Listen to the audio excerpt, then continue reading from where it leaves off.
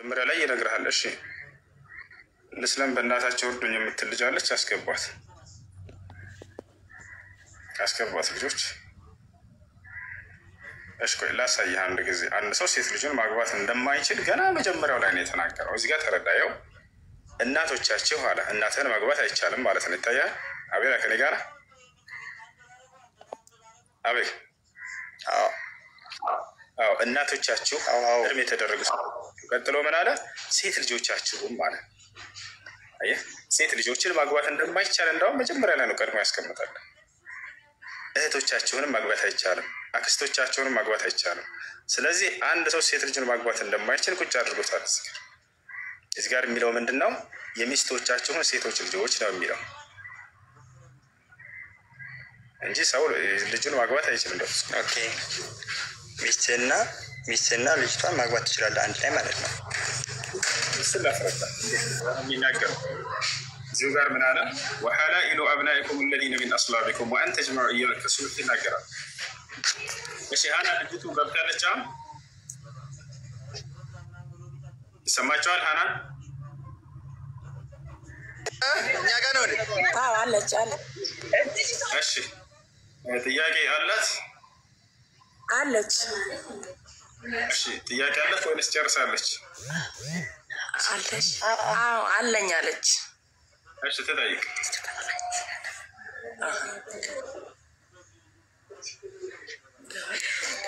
ሄሎ እሺ እየሰማሽ? ከቤተሰብ ጋር ነው የምኖረው። እሺ ግን አሁን በዚህ እስላምና ስለያዝኩና ስም ሊጠሩኝ ይችላሉ። ቤተሰብ ሰው ለተወሰነ ጊዜ ነው የሚጠሩሽ። ሲቀጥልም በፈጣሪ ትዕዛዝ ላይ ቤተሰብ ጠላ አልጠላ እሱ ጣጣ ሊሰጣቸው አይገባም። ጣጣ ሊሰጣቸው አይገባም። የራሳቸው የቤተሰብ እንትን ፈጣሪ ላ ጣዓተ ሊመክሉቅ ፊ ማዕሲየት ልኻሊቅ አሉ ነቢ ሰለላሁ ዐለይሂ ወሰለም። ፈጣሪን በማመፅ ላይ ፍጥረታትን መታዘዝ አይቻልም አሉ። የፈጣሪ ትዕዛዝ ከወላጅ ትዕዛዝ ተቀዳሚ ነው። ስለዚህ ያ ነው መሆን ያለበት። እሺ እና ቤተሰብ እስከዛም ያግዝኝ ሰው የለም። እሺ በእድሜም ገና ነኝ። እሺ ከቤተሰብ እኮ ማናገር አይጠበቅብሽም። መስለምሽን መናገር አይጠበቅብሽም። ለቤተሰብ ሰልም ያለው ብለሽ ማሳወቅ አይጠበቅብሽም።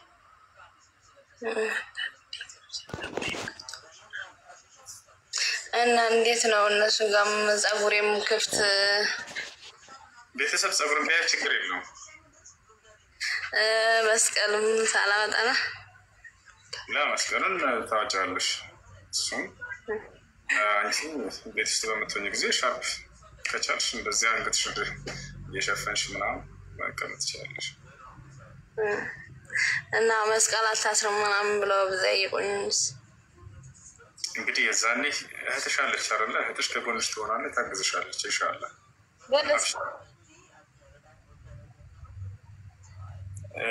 ግን እስልምናም ከልቤ ነው እንጂ መስቀል ብታሰር ችግር አለ? ለመስቀል ማልበስ አይቻልም። መሲሁ ዒሳ ዓለይሂ ሰላም ወይም ኢየሱስ አልተገደሉም፣ አልተሰቀሉም። እርሳቸውን ለጠላት አምላክ አሳልፎ አልሰጣቸውም፣ አድኗቸዋል ብለን እናምናለን። ሙስሊምና እርሳቸውን ተሰቅለዋል፣ ተገድለዋል ብለው የሚያምኑ ጠላቶቻቸው ናቸው። አይሁዶች ጠላቶቹ ነበሩ። ገድለነዋል፣ ሰቅለነዋል ብለው ደፈሩ በደስታ። አሜን ነው ብለው ክርስቲያኖች ተቀበሏቸው። የክርስቶስ ጠላቶችን ሄደው ተከተሉ። አሁን ተሰቅላችሁታል፣ ገድላችሁታል፣ እውነት ነው፣ እዚያውም ለኃጢአታችን ነው የገደላችሁት አሏቸው ጌታ ሰው። ከዚያ ይህን አመኑ። ሙስሊሞች ደግሞ የክርስቶስ ትክክለኛ ወዳጆች ለፍጹም ክርስቶስ ላይ ጫፉን አልተነካም፣ ለጠላት አሳልፎ አልሰጠም፣ አምላኩ አላህ ይወደዋል ያከብረዋልና ብለው ያምናሉ። እና ስለዚህ እርሱን ተገድሏል ተሰቅሏል ብለው ለሚያምኑ ሰዎች ይህንን መገለጫ የሚሆን መስቀልን ማለት ነው። እሺ እና ይህ ነው ሻሃዳ ያዥ። ከዚያ በኋላ ይህን ታደርጋለች ማለት ነው። እሺ ሰላም ሰላም እና እንግዲህ ዛለው የተቸገርኩ አግዙኛ። እሺ እናወራለን። እሺ መቅዲ ትቀጥያለሽ? ልቀጥል? ቀጥሽ።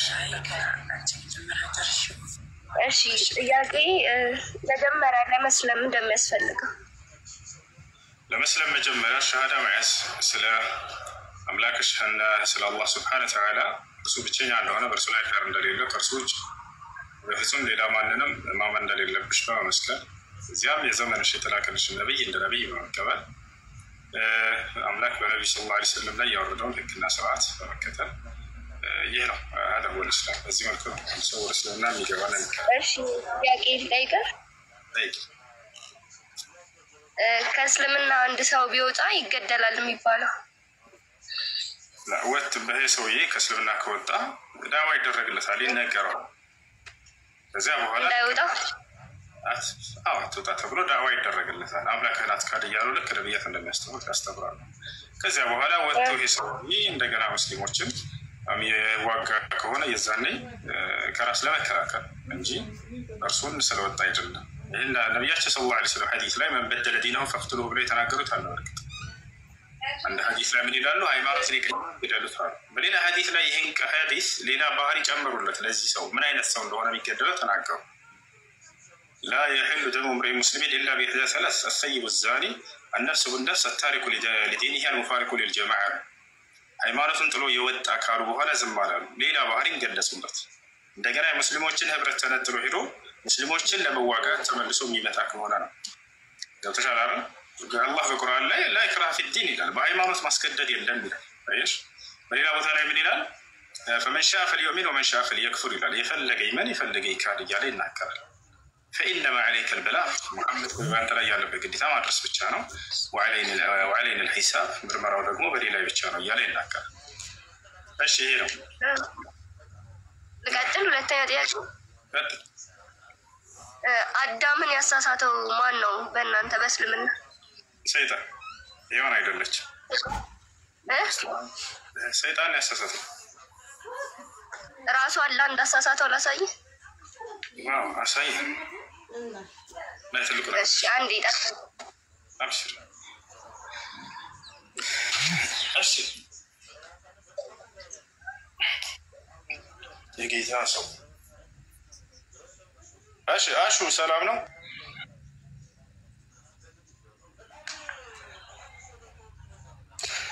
እስከዛ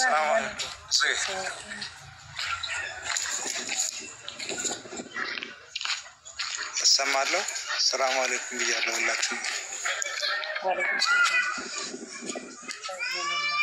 አይ አንድ ወንድሜ እኔ ጋር መጥቶ ነበረ ሻሃዳ የሚያስገባኝ አጣው ብሎ ነበረ እና አሁን እኮ አጥቼ እየፈለኩት ነው። 2 ደቂቃ ስጡኝና እንዴ ልጥራውና ልምጣ። ስመጣ አስገቡኝ ቶሎ።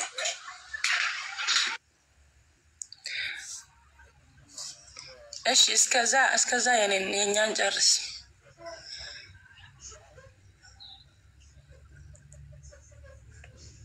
ሄሎ ይሰማል? ሚዩት ነው ሁሱ። እሺ ወጣች እንደ ልጅቱ አለች አረ ቅድም ሌላኛው። እሺ ለማንኛውም እንትን በይሽ ቀጥይ። እኔ ልጅቷ እኮ እንዴት እንደዚህ እያለች ነው? እሷ አዲስ አበባ ነው የምትኖረው፣ እኔ ድሬዳዋ ነው የምኖረው። ከእህቴ ጋር መታ ነው እና ቤተሰባ ጋር ነው የምትኖረው ልጅቷ። አሁን ማን ነው የሚያስተምረኝ? ደግሞ ቤተሰቦቼ ከነቁብኝ ወይም ካባረሩኝ እስልምናስ ማን ነው የሚያስተምረኝ እያለች ነው። እንዴት ሆናለሁ? ትንሽም ቢሆን እንደ ወንድም ወይም እንደ እህት የሚያግዘኝ ሰው አለ ወይ ትላለች። ችግር ከተፈጠረባት እንግዲህ ሙስሊሞች ከጎኗ ይቆማሉ። በአላህ ፍቃድ ይቆማሉ። ነገር ግን ትማራለች፣ ትምህርት ትማራለች። የምትማርበት ግሩፕ በሚገባት እሺ ማን ያስተምራታል? እስከዛ ልጆች አሉ ያስተምራሉ። ቤተሰብም ተደብቃ እስከዛ አዲስ አበባ ነው የምትኖረው። እሷ ቤተሰብን ተደብቃ የሚያስተምራት እስልምናን ማን ነው? እሺ ልጆች አሉ። ማን ቢንት ሙስሊምን አስገባት አንድ ጊዜ። ቢንት ሙስሊም ማን ነች? የት ነች? አስገባት። የእሷ ኃላፊነት የሚወስደው ከዛ በኋላ እሷ እንዳለች ከቤተሰብ ጋር ችግር ከተፈጠረ እናንተ ከአጠገቤ ሆኖ ምናምን ትላለች። ኢንሻአላህ በቃ ስትመጣ ልጅቱ ይገባሉ ኢንሻአላህ። እሺ ፍኖተ ለዛ አስገባኝ ያልክ የላክ ነው። ልክ ይላልኝ አንድ ቁጥር ይዘርክ። እሺ በቃ እስከዛ እሷ እስከምትመጣ ድረስ ሰዓት ሰላም አለይኩም። ወአለይኩም ሰላም።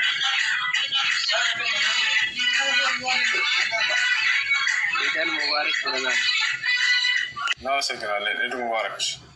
እሺ ትምህርት ለመማር ከላይ ያለችው ልጅ ፎሎ አድርጊያት። እሺ አናግሪያት። ቢንት ሙስሊም አናግሪያት። ሰላም አለይኩም ወራህመቱላሂ ወበረካቱ። ወቅቲ እንዴት ነሽ?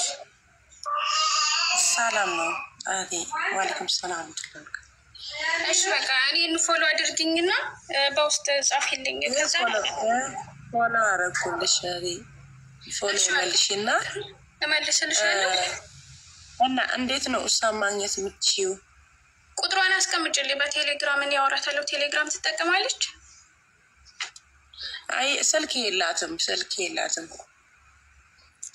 እሺ ደውዬ የሶላት አሰጋገድ እነግራታለሁ። እና ደግሞ ኢትዮጵያ ያለ ሰው ደግሞ ደው አሰላሙ አለይኩም። አንዴ አሰላሙ አለይኩም።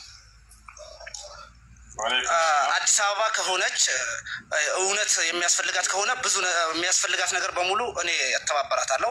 አዲስ አበባ ከሆነች ሁኔታውን ታይቶ ማለት ነው። የግድ መማርም ከፈለገች የምትፈልገው ነገር እኔ አመቻችላታለሁ። ስሜ ምናልባት እዚህ አህመድ ግራኝ ይባላል። ያው አዲስ አበባ ነች። ወሌ ቡልቡላ ነው። እሺ ቆይ አንዴ እኔ በትክክለኛ አካውንቴ ልምጣና ፎሎ የሚያስፈልጋት ነገር አደርጋለሁ። አንዴ መጣ ወርጄ።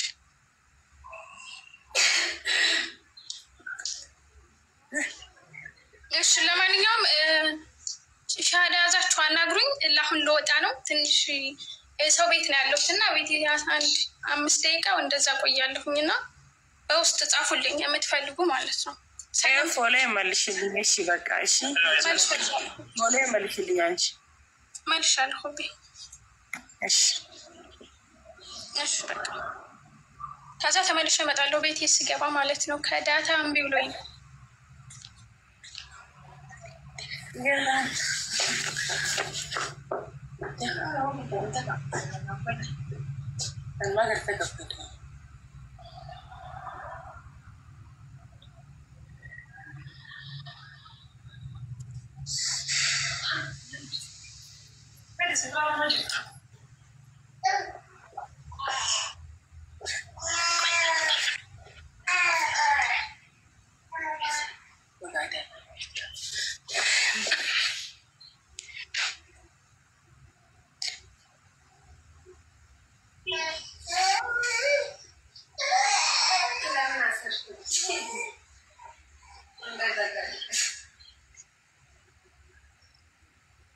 ሰላም አለይኩም ኡስታዝ።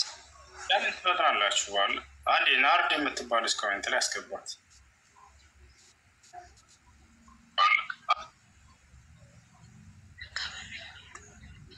ኮሜንት ላይ ናርድ የምትባል ልጅ አስገባት። ናርድ አንድ ቁጥር ጻፍ።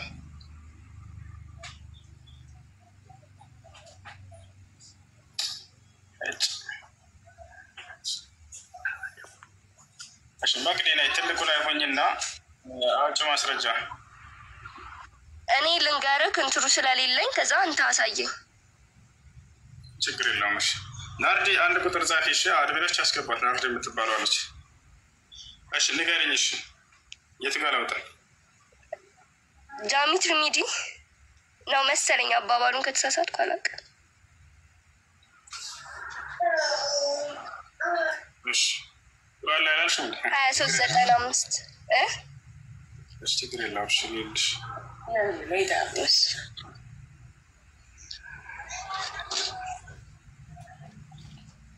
آسيا يمانا شهر ما فيش هلا أو شهادة تيازس كذا لا سوى ترونا كم بفيديو مطات معلومات عندنا ምናልባት ፍስብ የሚያውቃት ከሆነ ጥሩ ይሆን إيش የምለውቃል አብረሽ የተከተልሽ በይ አሽሃዱ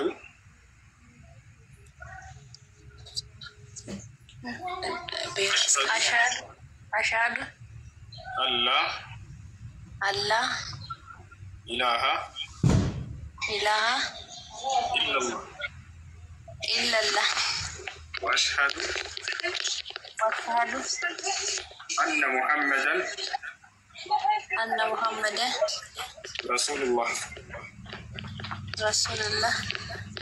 ما شاء الله. ناردي أبيت أبيت من نبر እኔ ከሳውዲ ነው የምደውልልህ። ስለ እስልምና አጠገብ ያሉ ሰዎች ሲመሰክሩልኝ ይኖረዋል። ከዛ በተጨማሪ ደግሞ መጽሐፍቶችን በማንበብ ዩቲዩብ ላይ የተለያዩ ነገሮችን በማየት ነው ወደ እስልምና ለመግባት የወሰንኩት ከራሴ እምነት ጋርም አነሳስሬ። አሁን ላይ ሙሉ ለሙሉ ወደ እስልምና ውስጥ ነው ያለሁት፣ ግን ሻሃዳ አልያዝኩኝም በራሴ ነው እና ሻሃዳ መያዝ ስለምፈልግ ነው። ስፔሻሊ ደግሞ በአንተ እጅ መያዝ ስለፈለግኩኝ ነው። የምለውን ቃል አብረሽ እየተከተልሽ ነው።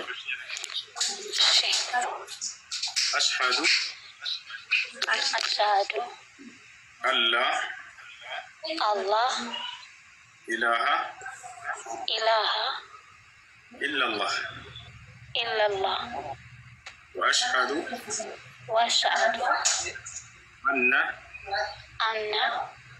ሙሐመደን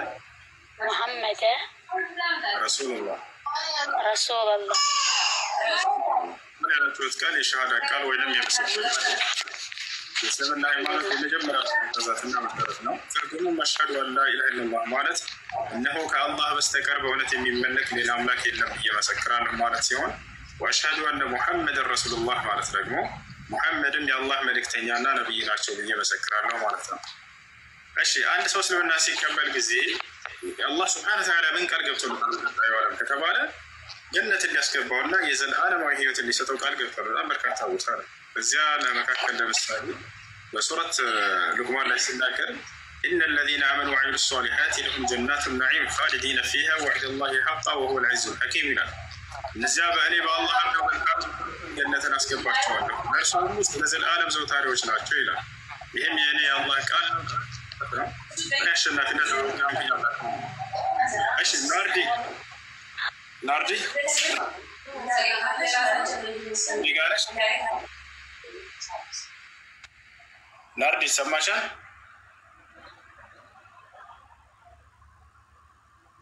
እሺ ናርዲ ሰማሻል? አዎ ይሰማኛል። አለሁ እሺ ደስ የሚልሽ የሙስሊም ስም አለ አንቺ የመረጥሽው ወይንስ እኛ እናውጣለን? እኔ ስሜን ባልቀይር ደስ ይለኛል። ችግር የለውም። መቀየር ግዴታ አይደለም። ያ ስም ከአላህ ውጭ ለሌላ አካል ባርነትን ያስገዛ እስካልሆነ ድረስ። አዎ ስሜ ሙሉ ስሜ ናርዶስ ነው። እሺ በነቢያችን ሰለላሁ ዐለይሂ ወሰለም ጊዜ ሰዎች ስም ይጠየቃሉ። ሲሰልሙ ጊዜ ስማቸው ከአላህ ውጭ ለሌላ አካል ባርነትን ያስያዘ ከሆነ ሌላ ስም ያወጡላቸዋል። ለምሳሌ ከአንደኛው ከሰለሙት መካከል የሆነ ወጣት መጣ። አንተ የአላህ መልእክተኛ ሆይ እኔ እስልምናን መቀበል እፈልጋለሁ ያላቸው ሻሃዳ ከሲያዙት በኋላ ስምህ ማን ነው አሉት።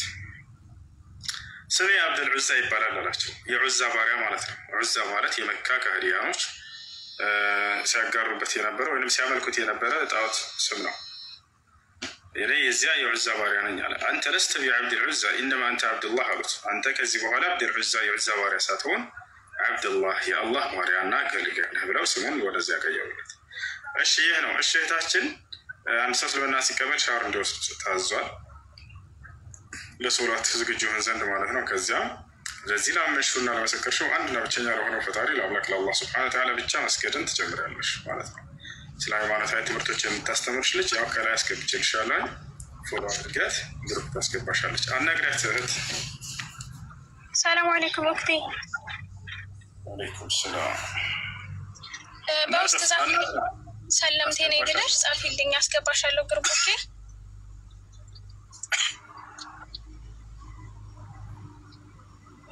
ናርዲ ይሰማል?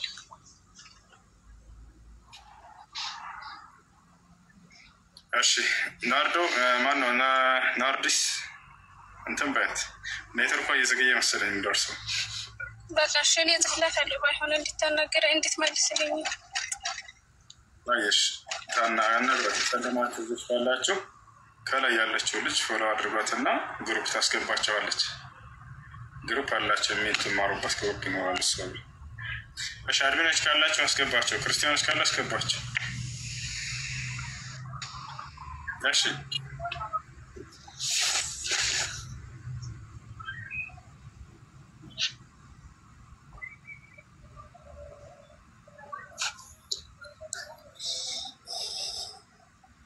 እሺ አላችሁ። ሰላም እንዴት ነህ? ከላይ ያለች ዳኒ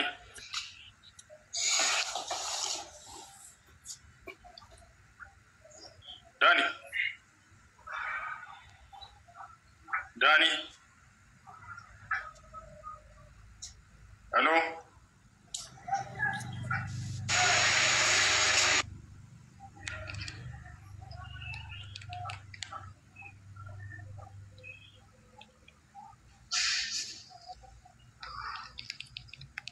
ماشي داني يلهم كليلا ردف نزلوه تحت بارك الله فيكم بسرعة حتى لا يولوا علينا ويسكرون علينا مرة أخرى.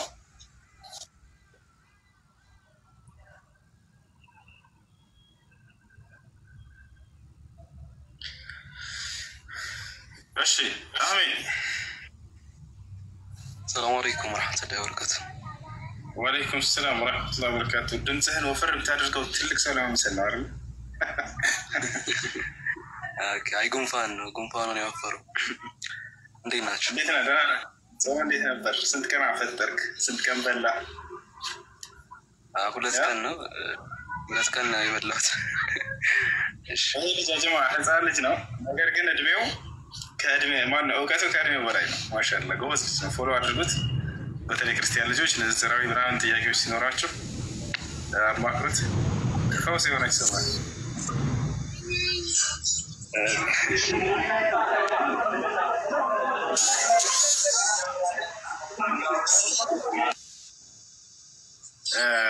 የሚረብሽ ቦታ ከሆናቸው ልጆች እንትን እያደረጋቸው ጥያቄ ያለ ይቀጥል። ጥያቄ ልጠይቅህ? እሱ ሰላም ብያለሁ። ሰላም። እሺ ከመጽሐፍ ቅዱስና ከቁርአን የትኛው ቅድሚያ ተጻፈ? የትኛው ነው የቀደመው? እሺ በመጀመሪያ እዛ ደግሞ ቀጥዬ እጠይቅሃለሁ። እሺ መጀመሪያ ከማወዳደራችን በፊት የሚወዳደሩ ነገሮች ናቸው ወይ የሚለውን ልናውቅ ይገባል። ያንን ደግሞ የምናውቀው እንዴት ነው? ከምንጭ ነው። ምንጩ ምንድን ነው? አሁን ማብራራት ሳይሆን የትኛው ቅድሚያ ነበረ የሚለውን ብቻ አጠር አድርገን እስክመልስ ድረስ አዳምጪ። ጥያቄ ጠየቃቸው አይደለ? እንዴት መመለስ እንዳለብኝ እኔ ነኝ የማውቀው። አንቺ የጠበቅሽው መልስ ካለ ያን እንዳትጠብቂው። አንቺ እታጎነሽ እኔ ጉሱ ነኝ። ወጥሻል አይደለ? ስለዚህ አዳምጪ። አንድን ነገር ስናወዳደር ከማወዳደራችን በፊት ያ ነገር የሚወዳደር ነው ወይንስ አይደለም የሚለው ልናውቅ ይገባል። አዎ ይገባል። ወጥቻለሁ አይደል? ይሄን ለማወቅ ደግሞ እንዴት ነው የሚወዳደራል ወይንስ የምታውቀው? ምንጩ ከማን ነው የመጣው? ወጥቻለሁ አይደል? ቁርአን ምንጩ ከማን ነው? ከአምላክ ዘንድ የመጣ ቃል ነው። ማስረጃ ቃል በቃል ተሰጣቸዋል። ከላይ እስከታች ሲናገር ጊዜ ተንዚሉል ኪታቢ ሚነላሂል አዚዚል ሐኪም ይላል። ይህ ቁርአን አሸናፊና ጥበበኛ ከሆነ ከአምላካቸው ዘንድ የተወረደ ነው ይለናል። አያችሁ፣ ወኢነሁ ለተንዚሉ ረቢል ዓለሚን ይላል። ይህ ቁርአን ከዓለማቱ ጌታ የተወረደ ነው ይላል። ማን አወረደው? ነዘለ ቢሂ ሩሑል አሚን፣ ታማኙ መንፈስ ቅዱስ አወረደው ይላል። እያለ ይናገራል ማለት ነው። ከታች አለ አይደል? ይሄ ነው እንዳለ ከከታ ቦታ ላይ ይሄን ይናገራል። ከአምላክ ዘንድ የመጣ ነው። መጽሐፍ ቅዱስስ ሉቃስ ይንገራል ከየት እንዳመጣው። እኔ ይሄንን መልካም ሆኖ ታየኝ ልጽፍላችሁ እያለ ይናገራል። ጳውሎስ ይንገራል ከየት እንደጻፈው።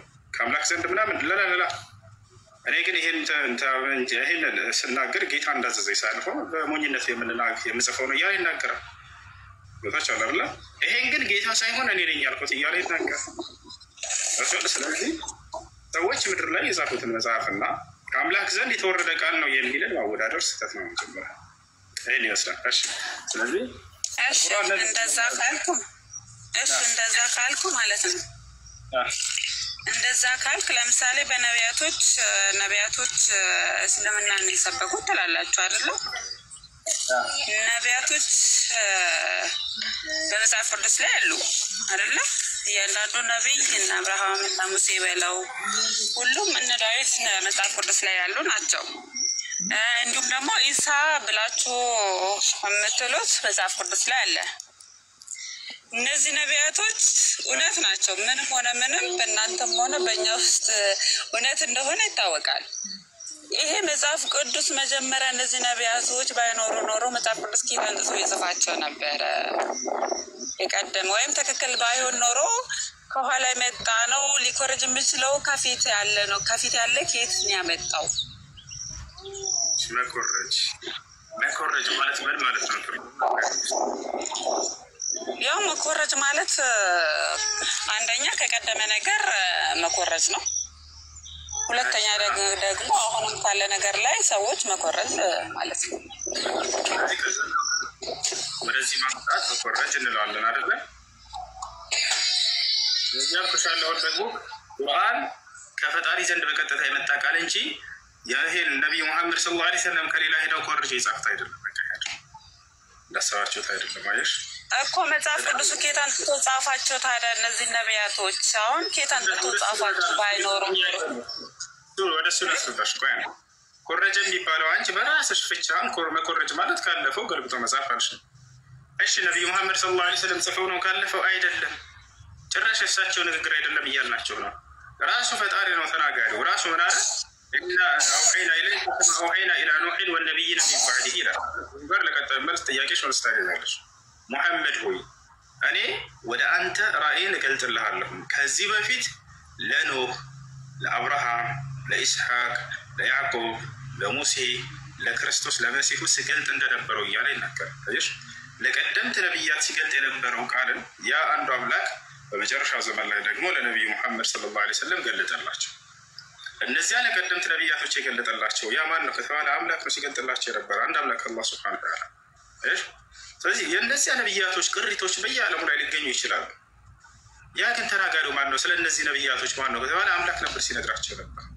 አሁን በዚህ በያሹ መጽሐፍ ላይ እውነታዎችም አሉ። ቀደም እንዳልሽው እና አብርሃም መቼም እውነት ናቸው ስትይ እውነት ነው። አብርሃም ይስሐቅ እውነት ነው። መጽሐፍ ቅዱስ ኬት አንጥቶ ጻፋቸው ነው እኮ። አሁን መጽሐፍ ቅዱስ እውነት ባይኖረው ኖሮ ኬት አንጥቶ ጻፋቸው እነዚህ ነቢያቶች?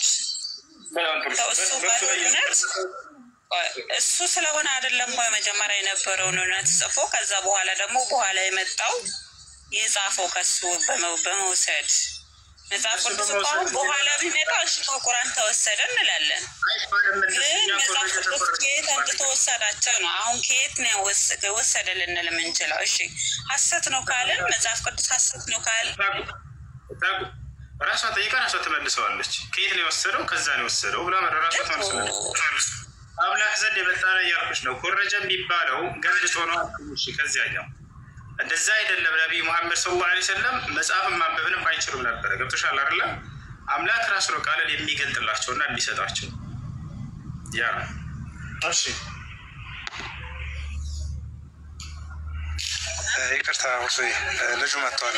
50 ቁጥር እየጻፈ ነው። ማሙሽ ይባላል። ማሙሽ ከይቅርታ ከላያቸው 50 ቁጥር የሚጽፈው ልጅ አስገቡት። በለቀቻለሽ አሎ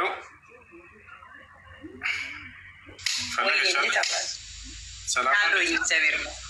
እንዴት ናቸው? ሰላም ነው። እግዚአብሔር ይመስገን አለሁልህ። ጥያቄ ማቅረብ ይቻላል? ጥያቄ ምን መሰለህ? ሙስሊም እህቶቻችን ለምን ነው የምትሸፋፈኑት የሚል ነበር ጥያቄ። በጣም ጥሩ። አምላክ ስላዘዛቸው አምላክ ስላዘዘ ይሸፋፈራሉ። أملاك الله سبحانه وتعالى بسورة الأحزاب لا يملل يا أيها النبي قل لأزواجك وبناتك ونساء المؤمنين يدنين عليهن من جلابيبهن إلى أنت نبي هو ሚስቶችን ሴት ልጆችን ምዕመናት ሴቶችን ሁሉ በሙሉ ሰውነታቸው ላይ ጅልባባቸውን ይለቁ ዘንድ እዘዛቸው ይላል። የአምላክን ትእዛዝ እየጠበቁ ለዚያ ነው ለምን እንደሆነም ቀጥሎ ተናገረ። ذلك أدنى أن يعرفن ይህ እንዳይታወቁ ይረዳቸዋልና ማለት በቃ ከተሸፈነችበት ይሄ ሰውዬ እቺ ልጅ ታምራለች ቆንጆ ነች የሚለውን ለመገመት ያንን በር ይዘጋበታል አይደል? ፈላይ ይዘን ከዛም በኋላ አይለከፉም በሚለው እንግዲህ አንድ ሰው ሴት ልጅን እቺ ልጅ ውበቷ ሲያምር አቋሟ ሲያምር የሚለው ውበቷን እና ተክለ ሰውነቷን ተገልጾለት በሚያይ ጊዜ የዛኔ እቺ ሴት ሙሉ ሰውነቷን ከሸፈነችበትና ከለበሰችበት ሰውነቷን የማያጠባብቅ ሰፊ ልብስ ልክ እንዲሁ ፊቷን ከሸፈነችበት እንዳይልክፋት ይረዳታል ከሚል አንፃር ብሎ አላህ ሱብሓነሁ ወተዓላ ደንግጎላታል። ያም ሰው አይቶ ወደ ሰይጣናዊ መንገድ እንዳይሄድ እሷንም እንዲሁ አደጋ ላይ እንዳይጥላት የተደነገገ ድንጋጌ ነው ጅልባብ ማለት ይሻል እንጂ ነብዩ መሐመድ ምስቶቻቸውን ስላለበሱ ከዛ የተነሳ ህግ አይደለም ማለት ነው። አምላክ ህግ ነው። አምላክ ያዛል። ከዚያ በኋላ ምስቶቻቸውን ተብሎ ታዘዙ። እዚሁ አይነገርኩሽ ቅድም ሳነብልሽ ነበር። አምላክ ስላዘዘ ነብዩ መሐመድ ሰለላሁ ዐለይሂ ወሰለም እንዲሁ የእርሱን ትእዛዝ አስተላለፉ።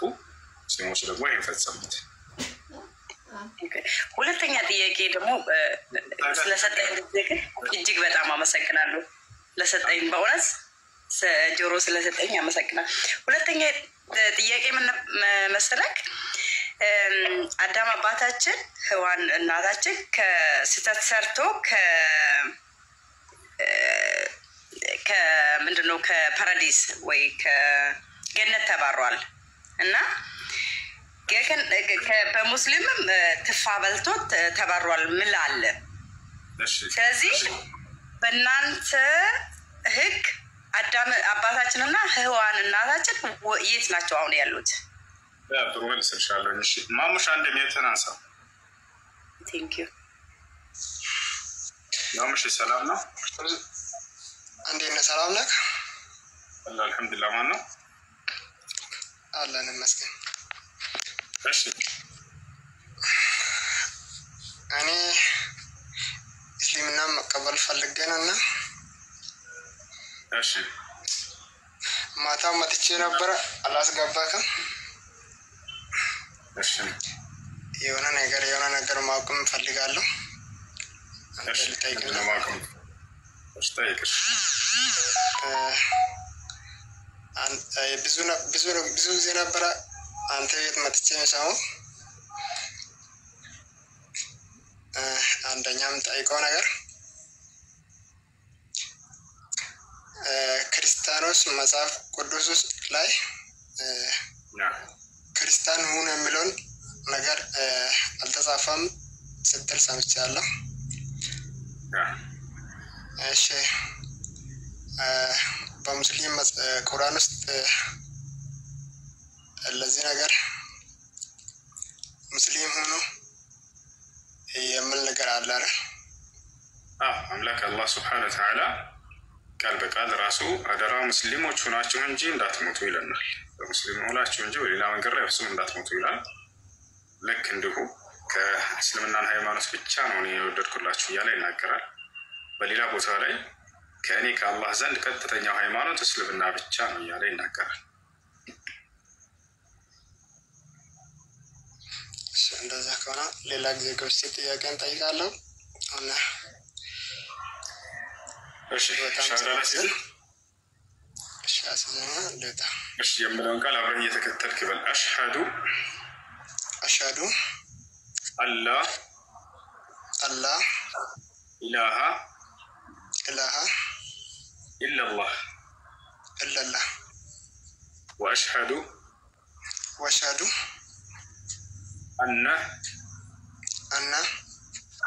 ሙሐመደን ረሱሉላህ ማሻአላህ። እኔ ያልከው ቃል የሸሃዳ ቃል ወይም የምስክር ቃል ይባላል።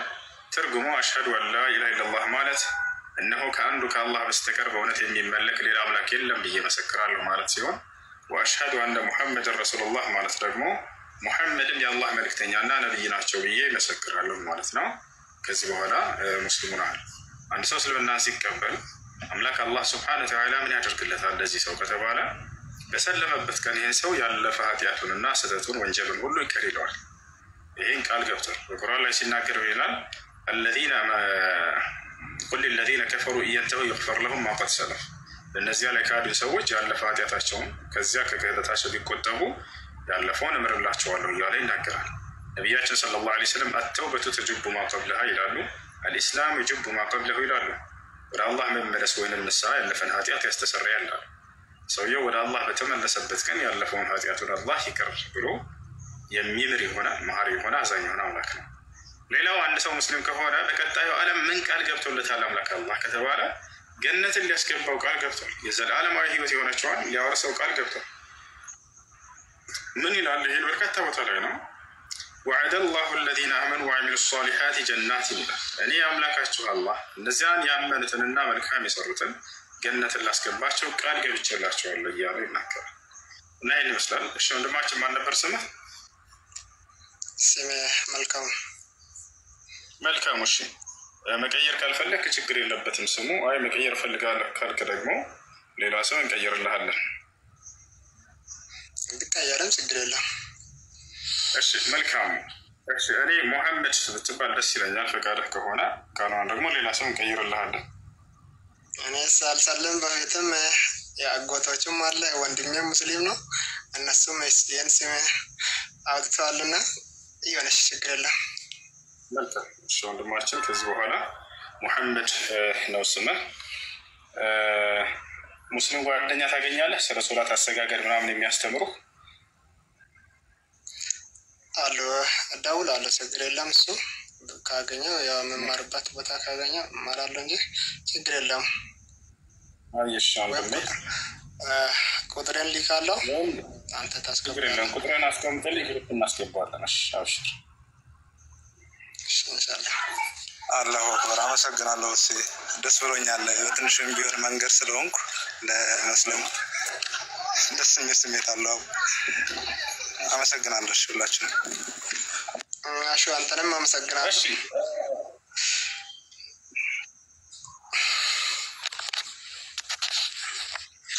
እሺ ቀጥይ። የመካሻ ልጅ ይቅርታ፣ ጥያቄሽን ቀጥይ። እንደገና ጥያቄ ምን እንዳዳመጥኩ አዳም አባታችንና ሔዋን እናታችን ከገነት ስተሰርቶ ተባሯል። በሙስሊምም አለ። አሁን የት ነው ያሉት ምን ነው ጥያቄ። ሁለተኛ ደግሞ በጣም ይቅርታ አድርግልኝና እሱ ይሄ ልጅ ስታሰልሙ መማር ያለበት ህግ የለም? ህግ የለውም ሙስሊምና? ከዚህ በፊት ይማራል አለው እንጂ አለው የሚተገብሩ ተግባራቶች አሉት። እነሱ እንዲያስተምሩት ልናገናኝ አሉ። ሰውየው እስልምና ተከታትሏል። እስከ ዛሬ ይጠይቃል፣ ይከታተላሉ። የግዴታ መጠየቅ የማይጠብቅባቸው ብዙ ልጆች አሁን እዚህ ላይ ጠይቁ ይችላሉ። ተሻላል ያዳምጣሉ። መጨረሻውን በተረዱበት ቀን እየተናገረም እየሰማሽ ነበር። ብዙ ተከታታይ ከተረዳኝ በኋላ ዛሬ ለመስለም ወስኛለሁ ይላሉ። እና ያ ነው መጥተውም ይጠይቃሉ። እንዳጠቃላይ ህግጋት የሚፈጽመው አለው። ይሄ ለአንዱ አምላክ ለመገዛት ነው የመጀመሪያው ትእዛዝና መሰረት። እርሱም እንዲያደርግ እንዲያስተምሩት አሁን ልናገናኝ ነው ማለት ነው። አሁን ለመጀመሪያው ትእዛዛትና መሰረት ምንድን ነው? አምላክ አንድና ብቸኛ ነው ብሎ ማመን፣ በእርሱ ላይ ቅንጣት አጋር የለውም ብሎ ማመን። ገብቶሻል አይደል? ይሄ ነው የመጀመሪያው። ከዛ በፊት ግን መማራቸው ህጎች አሉ። አሁን ወደ ክርስትና ብትመጣ ማለት ነው በጣም መማር አለብህ፣ የእውነት ማወቅ አለብህ። እኔ ዝም ብዬ ዛሬ ሰልሜ ነገ ከመውጣቴ በፊት የእውነት አንድ ሰው ስለ ክርስትና ላቀበል ሲል ምንድን ነው መማር ያለበት? እስኪ ንገረኝ። የእግዚአብሔርን ህጋትን መማር አለበት አንድ ሰው ከመምጣቱ በፊት። ለምሳሌ እግዚአብሔር ለእኔ ምንድን ነው፣ እኔ ደግሞ ለእግዚአብሔር ምንድን ነኝ፣ ምን ያህልስ አምኜ ነው፣ ምንድን ነው እግዚአብሔር ሲጀመር ከኔ ምንድን ነው የምፈልገው እግዚአብሔር የምለውን ሰው መማር አለበት። ለፍቶክ መሆን አለበት። እግዚአብሔር ማን ነው? ያሳውቅ። የፈጠረኝ ፈጣሪ ኢየሱስ ክርስቶስ እግዚአብሔር ነው። በትክክል እኔ እግዚአብሔር ነኝ ብሎ የተናገረበት ቦታ አለ። በትክክል አሁን እውነት መጽሐፍ ቅዱስ አዎ እኔን ያየ አብን አየ ዮሐንስ 15 እርግጠኛ አይደለም 15 አንብበው እኔን ያየ አብን አየ አብን ያየ እኔን አየ ይላል።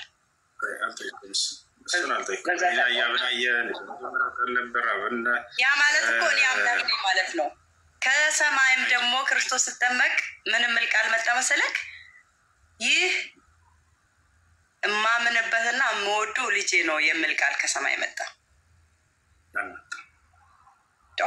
ክርስቶስ ሲሰቀል ከተፈጥሩት ታምራቶች ሰባቱን ልንገርክ።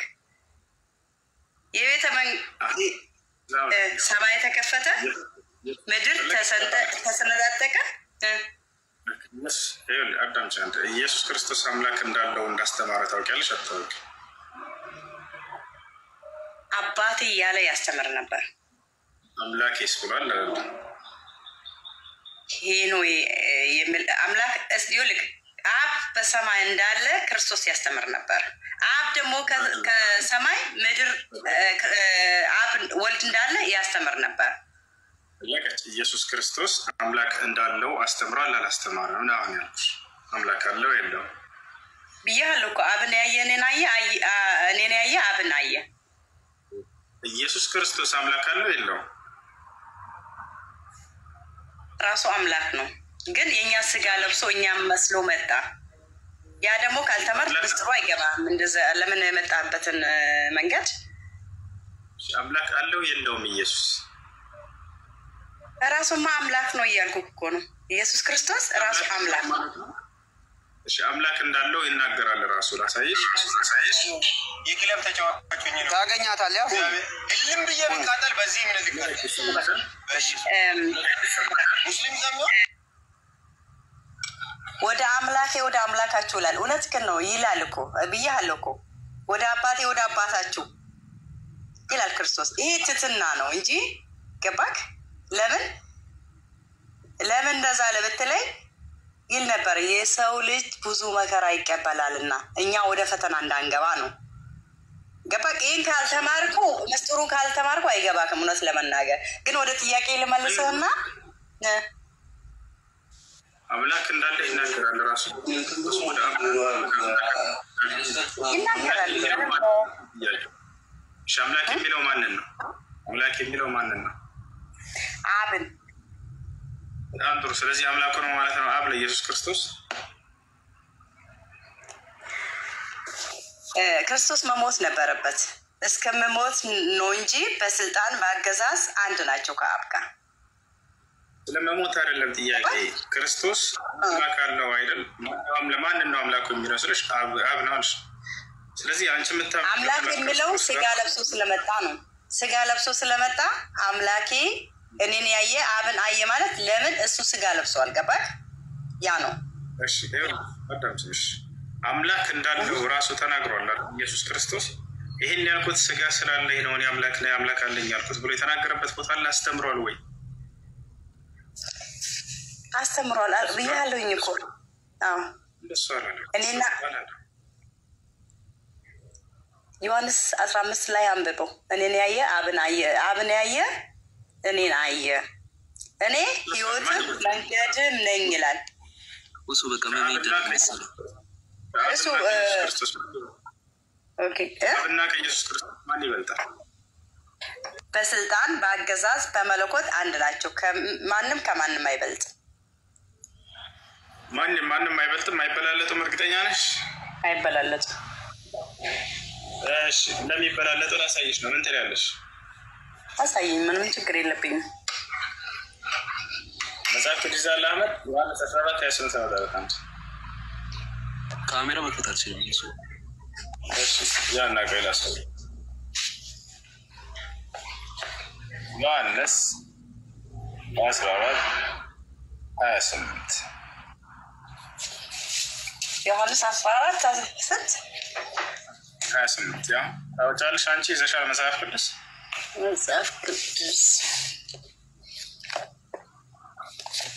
ያ ነው ትችልሻለሽ። ኦኬ አውጣልኝ። አንበብልኝ። ምን እላለሁ? እውነት ለመናገር እኔ ሄዳለሁ ወደ አንተ ወደ እናንተ እመጣለሁ እንዳልኳችሁ ሰማችሁ። የምትወድኝ እስከ ብትሆኑ አለ ኢየሱስ። በደንብ አዳምጪ። አሁን ከእኔ አብ ይበልጣል ይላል። ከእኔ አብ ይበልጣል። ስለዚህ ይበላለጣል። ከኢየሱስ ክርስቶስ አብ ይበልጣል።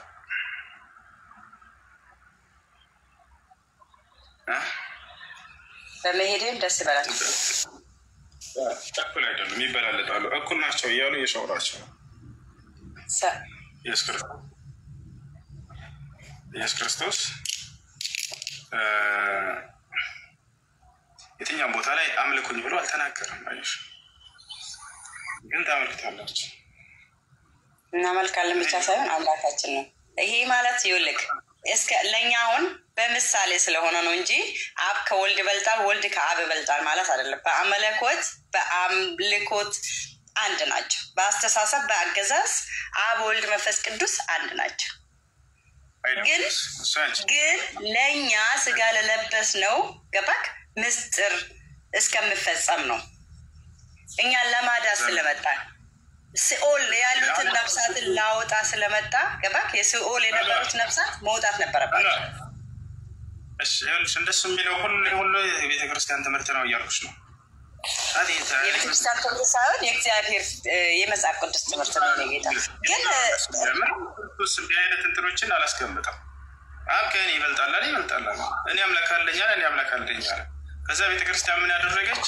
ይሄንን ስጋ ስለሆነ ነው ይሄን ያለው፣ ይሄን በዚህ ጋር ግን ያው አምላክ ነው፣ ይሄ ስጋ ስለሆነ በዚህ ጋር አምላክ ነው እያሉ ከፋፍለው ሰጥቷቸው ክርስቶስን እንድታመልኩ አድርገዋል። አንድ አምላክ ጋር ግን ወደ ጥያቄ ልምጣና አዳምና ዮሐን የት ዛሬ ያሉት? የት ነው ያሉት? ከአዳም ከገነት ወጥቷል። በገነት ነው ያሉት። ከገነትማ እኮ ኃጢአት ሰርተው ተባሯል እኮ ወደ ገነት ተመላሾች ናቸው። ማንኛውም ሙስሊም ነቢዩ ሙሐመድ ሰለላሁ ዐለይሂ ወሰለም አርዋሑል ሙእሚኒነ ፊል ጀና አሉ። የሙስሊሞች ነፍስ በገነት ነች አሉ። ግን መሰረቱ እኮ አንደኛ አዳም ታምናለህ። ግን ኃጢአት ሰርቶ ከገነት እንደወጣ ጥያቄ ተመለሰልሽ። ወዴት የት ናቸው አልሽ? በእስልምና በገነት ናቸው አልኩሽ። ማስረጃ ነገርኩሽ አይደል?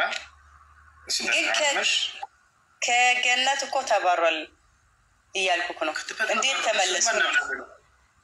ተመለሱ ወደ ገነት። ማንኛውም ሙስሊም እኮ እንዴት ተመለሱ? በምን ምክንያት? እግዚአብሔር ቃል አላህ እኮ ቃል አይታጠፍም እላለን። የእግዚአብሔር ቃል ምንድን ነው? ምድር ሰማይ ያልፋል እንጂ የእግዚአብሔር ቃል አይታጠፍም። ቃሉ አያልፍም። የእግዚአብሔር ቃል አያልፍም።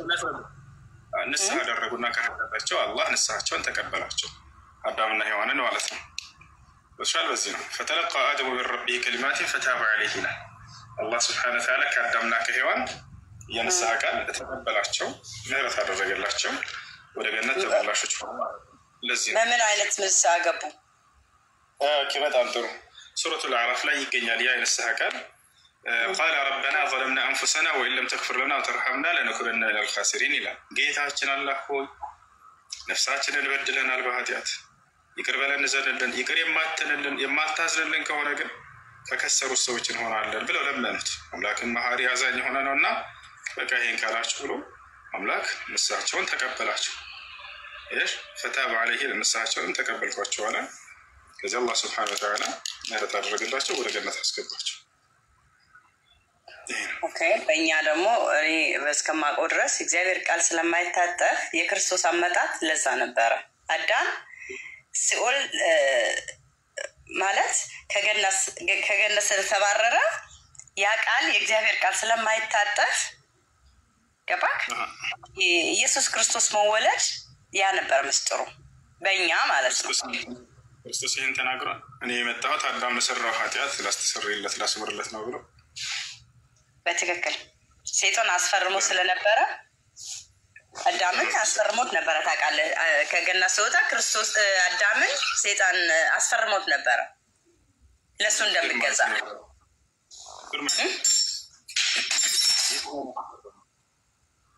ስለዚህ አሁን በሙስሊም ገነት አለ ማለት ነው። ያው በክርስትና ነው ገነት የሌለው፣ በሙስሊምም አለ። በክርስትናማ ገነት አለ። በትክክል ክርስቲያኖች ገነት ይገባሉ የሚል መጽሐፍ ቅዱስ ላይ ወፍ የለም። ከወርዝ ድረስ ከራይ ድረስ ገነት የሚባል የለም። አረ በትክክል አሳያለሁ። እንዴ ምን ሆነህ ነው? ክርስቲያን ገነት ይገባሉ የሚል ቃል አሳይኝ። ችግር የለውም። ሙስሊሞች ገነት ይገባሉ የሚል ቃል አሁን መኪና ውስጥ ቁጭ ብዬ ስለማውራት ነው እንጂ የምር ቤት ገብቼ መጽሐፍ ቅዱስ እንትን ብዬ በእርግጠኝነት እነግርሃለሁ። እኛ ስሞታው ወደ ገነት ነው የምንገባው። በምንድነው ያገኘነው? ያን ገነት የተከፈተልን በኢየሱስ ክርስቶስ ደም መስቀል ላይ በመሞቱ እኛን ይቅር በማለቱ ህግ በመስራቱ ወደ ገነት ተመለስን። ክርስቲያኖች ወደ ገነት ይገባሉ የሚል የለም መጽሐፍ ቅዱስ ላይ። ከሌለ ሌሎች ወንድሞች ሊያግዙ ይችላሉ። ክርስቲያኖች እዚህ ካላችሁ መልሱ። ክርስቲያን ገነት ይገባል የሚል መጽሐፍ ቅዱስ ላይ ክርስትና ነው እንጂ እንደውም ገነት በሙስሊም የለም። በሙስሊም እኮ ገነት የለም፣ ሲኦል ብቻ ነው ያለው። አለ ጠይቅና እናስረዳሽ። ምን ላይ እስቲ በማስረጃ አስረዳኝ እስኪ ገነት የምል ሙስሊም ላይ። አመሰግናለሁ እጅግ በእውነት ይህንን ካደረግ በጣም ጥሩ። ኧረ በጣም በርከት ቦታ ላይ አሳይሻለሁ። እሺ አብሽር ላሳይሻ። ግን በአማርኛ እሺ። አብሽር ችግር የለውም። ላሳይሽ ነው ከምናገረው በላይ እና አሁን አሳይሽ ነው። በሙስሊም ገነት የለም የሚሏቸውን ነው። ገብታችኋል አይደለ? እሷ እንዳትጠቅሷት ወደ እስልምና መጥተው እንዳይ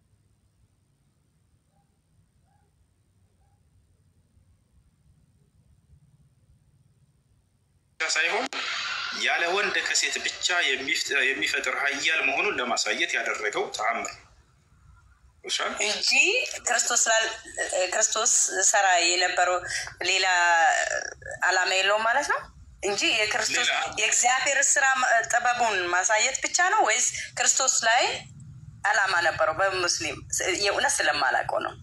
ችግር የለም አብሽር። አሁን የአምላክ በእርሱ ላይ ምን ያክል ኃያልና ችሎታ አምላክ ተአምረኛ መሆኑን አንደኛ ለመግለጽ ያደረገው ድርጊት ነው። አምላክ ለካ ያለ ወንድ ከሴትም ብቻ መፍጠር ይችላል የሚለውን ይሄን አምላካችን አላህ በአራት መንገድ ሰዎችን ፈጥሯል። አንደኛ ያለ ወንድ ያለ ሴት ከአፈር ሰውን አስገኝቷል አይደለ? አዳምን እናትም አባትም የለውም። ሁለተኛ ደግሞ ከአዳም የግራ ጎን ሔዋንን ፈጠረ፣ ከማን ከወንድ ሴትን ፈጠረ ማለት ነው። ይሻል። ሶስተኛ ደግሞ ምን አደረገ? ከወንድና ከሴት እኔ አንቺ ሁላችንም የተፈጠር ነው ማለት ነው። አራተኛ ደግሞ ምን ቀረህም? ያለ ወንድ ከሴት ብቻ ቀረ። ይሄን ደግሞ በመሲሁ ላይ ሰራ። በሁሉም መንገድ አፈጣጠር ቻይ መሆኑን ሊያሳይ ዘንድ ይሄን አደረገ በመሲሁ ላይ። ከዚያ መሲሁ ለሌላ ዓላማ አለው ወይ? አዎ። ቀጥሎ ምን አላት? መልአኩ ገብርኤል ከአምላክ ዘንድ በተቀበለው ቃል ተአምር ላደርገው ብሏል ካለ በኋላ ወራህመት ሚና ብሎ ገለጸ። ከእኔም የሆነ እዝነት ሲሆን ለእስራኤል ሰዎች አለ። እሺ አምላክ ለእስራኤል ሰዎች ሊያዝንላቸው ፈለገና መሲሁን ላከላቸው። መሲሁ ምንድነው ስራው? ኢየሱስ ነው። መሲሁ ሄዶ የአምላክን ስራና የአምላክን ብቸኝነት እርሱም መመለክ እንዳለበት ያስተምራቸዋል። ሰዎች ያንን ሲተገብሩ ጊዜ ከአምላክ ጋር ይታረቃሉ ማለት ነው። ከአምላክ ጋር ህብረትን ያደርጋሉ ማለት ነው። ወሻላረ መሲሁ ሄዶ ምን አስተማረ? አምላክ ለዚህም እውነተኛነቱን ሊያረጋግጥለት ተአምራትን ሰጠው።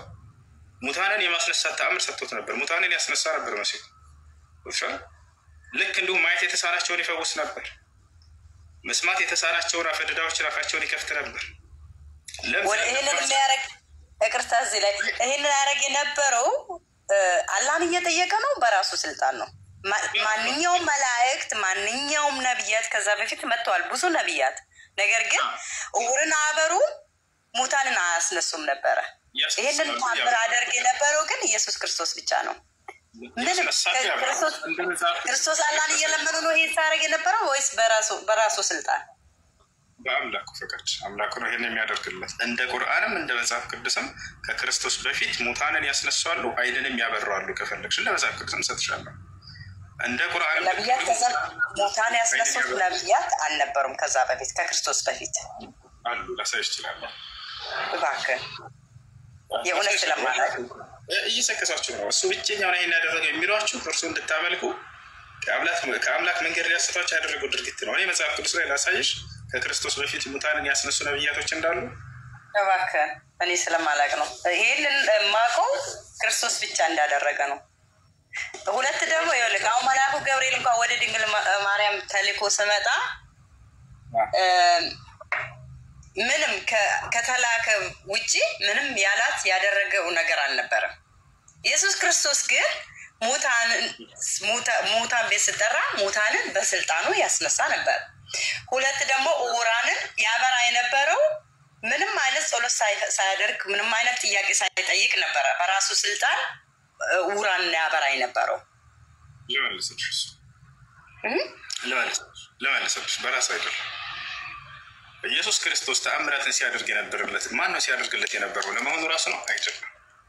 በራሱ ስልጣን ላሳሁን ላስረዳሽ። የሐዋርያት ሥራ ምዕራፍ 2 ቁጥር 22 ላይ ምን ይላል? እግዚአብሔር በኢየሱስ ክርስቶስ በኩል ላሳይሽ፣ ችግር የለም። እግዚአብሔር ነው ያን ሁሉ ሲያደርግለት የነበረው አምላኩ እንጂ እሱ አይደለም። ያ ተአምራቱን ጥቅልል አድርጎ ጴጥሮስ በረካ ይሁንና ጥቅልል አድርጎ የእግዚአብሔር ስራ ነው በክርስቶስ በኩል ያደረገው ሲያደርግ የነበረው እግዚአብሔር ነው ብሎ ተናገረ። ያው ታይሻ የእስራኤል ሰዎች ሆይ ይህን ቃል ስሙ አለ። ራሳችሁ እንደምታውቁ የናዝሬቱ ኢየሱስ እግዚአብሔር በመካከላችሁ በእርሱ በኩል ባደረገው ተአምራትና ድንቆች ታይሻል አይደል? ማን ነው አድራጊው አለ? እግዚአብሔር። በማን በኩል? በእርሱ በኢየሱስ ክርስቶስ በኩል ሲያደርግ የነበረው ያ እግዚአብሔር እንደሆነ ገለጸ። አምላክ በሙሴ በኩል ባህርን ሲከፍል እንደነበር በእነ ኤልያስ በኩል ሙታንን ሲያስነሳ እንደነበር ሙታን እንዳስነሱ ነብያቶች ገና ሳይሻለ ከፈለግሽ አይንን እንዳበሩ ሁሉ አሳይሻለሁ። ያን ሁሉ አምላክ በእነርሱ በኩል ሲያደርግ ነበር አይደል? በክርስቶስ በኩልም ያደረገለት እግዚአብሔር ነው ብለው ተናገሩ ሐዋርያቶች። ለእናንተ የተገለጠ ሰው ከዛ በፊት ሙታንን ያስነሱ ነቢያትን ብታሳየኝ የእውነት ሬስፔክት። ግን ጥያቄ ያበዛውበት ግን ሶሪ ግን ያው አሳይሻለሁ። መጽሐፈ ነገሥት ላይ ያው የምን ይላል? በመጽሐፍ ቅዱስ ነው በሙስሊም ነው? ይሄ በቁርአን በመጽሐፍ ቅዱስ ከክርስቶስ በፊት ሙታንን ያስነሱ ሲያስነሳላቸው የነበረው ልክ በክርስቶስ በኩልም አምላክ ሲያስነሳለት እንደነበረው አሁንም በቀደምት ነቢያቶች ሙታንን ያስነሱ ላሳየሽ ነው። በቁርአን አለ ይሄ ነገር በቁርአንም በመጽሐፍ ቅዱስም አሳይሻለሁ። ሙታንን ያስነሱ ከክርስቶስ በፊት። ዳንከ አመሰግናለሁ። ላንብብልሽ ከመጽሐፍ ቅዱስ ሙታንን ያስነሱ ከክርስቶስ በፊት። ምንድነው? ገያዝም ቀደማቸው ይላል። በትሩንም በሕፃኑ ፊት ላይ አኖረው፣ ነገር ግን ድምፅ ወይንም መስማት አልነበረም ይላል። እርሱንም ሊገናኘው ተመልሶ ሕፃኑ አልነቃም ብሎ ነገረው ይላል። ኤልሳዕም ወደ ቤት ገባና ይላል። አንድ ባህል እዚህ ጋር ተመልከች። ከ32 ጀምረሽ አዳምጪ። ኤልሳዕም ወደ ቤት በገባ ጊዜ እነሆ ሕፃኑ ሞቶ በአልጋው ላይ ተጋድሞ ነበር ይላል። ልብ በይ፣ ሕፃን ልጁ ሞቷል። ይሄ ኤልሳዕ የሚባለው ነቢይ ሲመጣ ጊዜ ኤልሳዕም ወደ ቤት በገባ ጊዜ ሕፃኑ ሞቶ በአልጋው ላይ ተጋድሞ ነበር። ይሄን የሞተ ሕፃን ልጅ ሊያስነሳው ነው ኤልሳዕ። ገብቶም በሩን ከሁለቱ በኋላ ዘጋው፣ ወደ እግዚአብሔርም ጸለየ። መጥቶም በሕፃኑ ላይ ተኛ፣ አፉንም በአፉ ዓይኑንም በዓይኑ እጁንም በእጁ ላይ አድርጎ ተጋደመበት። የሕፃኑን ገላ ሞቀ፣ ሊነሳ ነው። ተመልሶም በቤት ውስጥ አንድ ጊዜ ወዲህና ወዲያ ተመላለሰ። ደግሞም ወጥቶ 7 ጊዜ በሕፃኑ ላይ ተጋደመ። ሕፃኑም ዓይኑን ከፈተ። ያሰላም ሕፃኑም ዓይኖቹን ከፈተ። ገያዝንም ጠርቶ ይህችን ሱነማዊት ጥራ አለው። ጠራትም። ወደ እርሱም በገባች ጊዜ ልጅሽን አንስተሽ ውሰጅ አላት። ገብታም በእግሩ አጠገብ ወደቀች፣ በምድርም ላይ ተደፋች። ልጇንም አንስታ ወጣች ይላል። ያ ሙታንን ያስነሱ ከኢየሱስ ክርስቶስ በፊት እነዚህ ናቸው። ተጋድሞ ነበር እንጂ እኮ ሞቶ ነበር አይልም። ግን እውነት ለመናገር ሞቶ ነበር ይላል። ያው ከቁጥር 23 ምን 32 ኤልሳዕም ወደ ቤት በገባ ጊዜ ነው ሕፃኑ ሞቶ በአልጋው ላይ ተጋድሞ ነበር ይላል። ሞቶ ነበር። ዘፍጥረት 22 ያጠያቀለሽ። ስለዚህ እናንተ ታምኑበት አላችሁ ማለት ነው። ኢየሱስ ክርስቶስ ሙታን እንዳስነሳ ለምንድን ነው የማናምነው? ይሄን ካላመንኩኝ እኔ ከእስልምና ውጭ ነው የምሆነው። ክርስቶስ ሙታንን ያስነሳ ነበር በአምላኩ ፈቃድ። አምላኩ ተአምር ይሰጣቸው ነበር። አላህ በቁርአን ላይ ሲናገር ምን አለ? ወለቀድ አተይና ሙሳ ልኪታበ ወቀፈይና ሚን ባዕድህ ቢሩሱል ይላል። ወአተይና ዒሳ ብነ መርየም ልበይናት ይላል። የማርያምን ልጅ ዒሳን ተአምራቶችን ሰጠሁት እያለ ይናገራል። ከተሰጠው ተአምር አንደኛው ምንድነው? ሙታንን ማስነሳት። ወኡሕይ ልመውታ ቢኢዝኒላህ ለመሲሁ ሙታንን አስነሳለሁኝ በአምላክ ፍቃድ እያለ ይናገራል። ከፈለግሽ ላውጣና ላሳይሽ። ሙታንን ያስነሳ ነበር ብለኛ ሙስሊሞች እናምናለን። ያ ግን ምንድነው? ተአምራት ነው። ከተአምሩ በስተጀርባ ትልቁ ዓላማው ምንድነው? ትምህርቱ ምንድነው? መሲሁ የሚፈልገው ከኛ የሚለው ላይ ትኩረት አድርጉ ባካችሁ ክርስቲያኖች። ተአምሩን አስጨብጭቦ ለመሄድ አይደለም መሲሁ። ከተአምሩ በስተጀርባ ትምህርት አለው። ያን ትምህርት እንድትጣዘዙ ነው ያን ሁሉ ሲያደርግ የነበረው። እናንተ ግን የቱ ላይ ቆማችሁ? በቃ ተአምሩ ላይ ቆማችሁና የራሳችሁን ግንዛቤ ወሰዳችሁ። አሀ ይሄን ያደረገውማ አምላክ ስለሆነ ነው በሚለው ተሸወዳችሁ። ነገር ግን ክርስቶስ ምንድን ነው ያለው? ብትወዱኝስ ትእዛዜን ጠብቁ ነው አይደል ያለው? እንዳይ ምን እንዳዘዘ አላህ እዚህ በቁርአን ላይ ሲገልጽልን መሲሁ ተአምሩን ከሰራ በኋላ ፈተቁላህ ወአጢዑን አላቸው ህዝቦችን። አደራ አላህን ፈርታችሁ አሁን የማዛችሁን ትእዛዝ ታዘዙ አላቸው። ታዲያ ትእዛዙ ምን ነበር? መሲሁ ከሰዎች ምን ነበር የፈለገው? ኢነላህ ረቢ ወረብኩም ፈዕቡዱሁ ሃዛ ሲራጡ ሙስተቂም አላቸው። የማዛችሁም ይሄ ነው ታዘዙኝ ካለ በኋላ ምን አዘዛቸው? የእኔም ጌታ የእናንተም ጌታ እርሱ አንድና ብቸኛ የሆነው አላህ ነው፣ እርሱን በብቸኝነት ተገዙት፣ ይህ ነው ቀጥተኛው መንገድ አላቸው ይላል። ነው ይሄን ላሳያቸው። ሙታንን ካስነሳ ምን ካለ በኋላ ምን እንዳዘዛቸው እንመልከት። እዚህ ማቴዎስ አንድ ጊዜ ሙታንን ካስነሳ ምን ካለ ምናምን በኋላ ምን እንዳዘዛቸው ከእነርሱ ከሰዎች ምን ፈልጎ እንደነበር ያን ሁሉ ስራ ሲያሳይ እንደነበረው የተናገረው ላሳያቸው። ቁርአን ሙታን እንዳስነሳ ነው ሲሆን ያምናል፣ ገልጿለሁ። ኡሕይል መውታ ሱራ አልዕምራን 49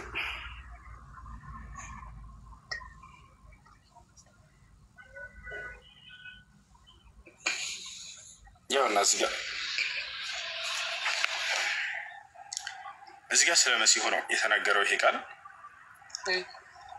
እና ማርያም መጀመሪያ ትናገራለች ጌታ ይሁን ሰው 48 ምዕራፍ 3 ቁጥር ከ47 ጀምሮ እናገረው መጀመሪያ ተነገራት በመልአኩ ገብርኤል መጥቶ እዚህ ጋር በስራት ነገራት መላእክትም ያሉትን አስታውስ መርየም ሆይ አላህ ከእርሱ በሆነው ቃል ስሙ አልመሲህ ኢሳ የመርየም ልጅ በዚህ ዓለምና መጨረሻይቱም ዓለም የተባረከ ነው ብለን እናምናለን ከባለሟሎችም የሆነ ልጅ ያበስርሻል ብሎ ገብርኤል ነገራት ከዚያም ቀጥላት በህፃንነቱና ልክ እንዲሁ በወጣትነትም ሰዎችን ያነጋግራል አላት ከመልካሞቹም ነው ብሎ ነገራት ከዚያ እሷ ጠየቀች ጌታዬ ሆይ አለች ሰው ያልነካኝ ሲሆን ለእኔ እንዴት ልጅ ይኖረኛል አለች ነገሩ እንዳልሽው ነው አላህ የሚሻውን ይፈጥራል አንዳችን ነገር በሻ ጊዜ ለእርሱ ሁን ይለዋል ወዲያውም ይሆናል አላት ሁን በሚለው ቃሉ እንደሚያስገኘው እንደሚፈጥረው ነገራት ማንም ወንድ ሳይገናኘሽ በቃ ሰው ሁን ብሎ ያዛል እርሱ ወዲያውም ሰው ይሆናል ከዚያ ለልጁ ስለሚሰጠው ጸጋ ቀጥሎ ነገራት ያው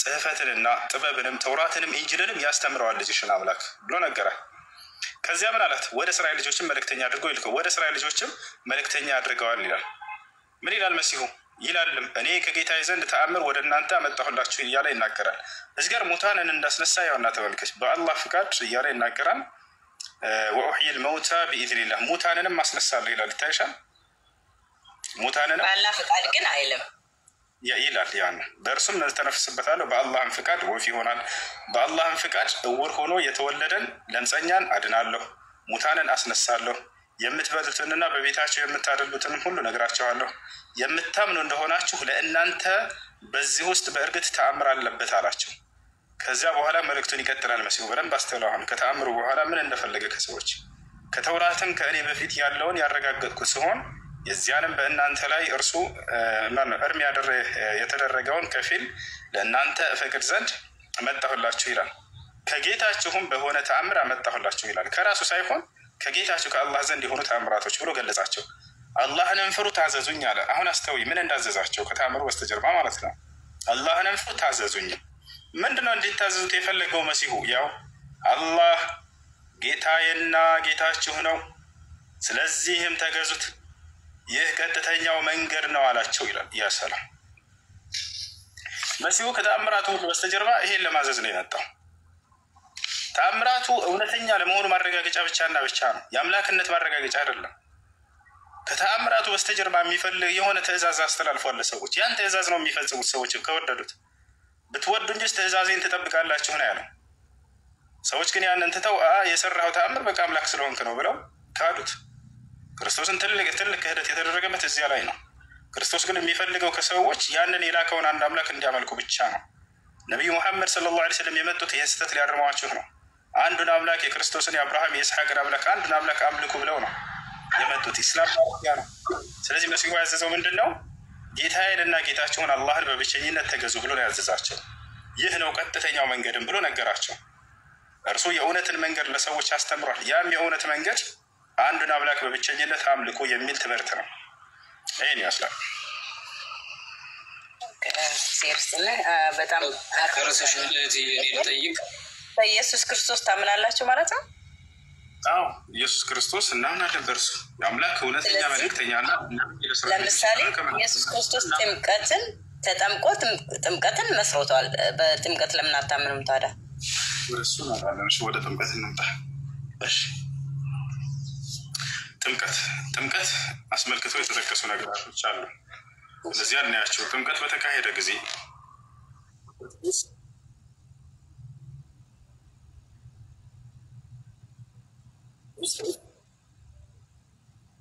ሰማሻል ክርስቶስ ጥምቀት እየተካሄደ ባለበት ጊዜ በመጀመሪያ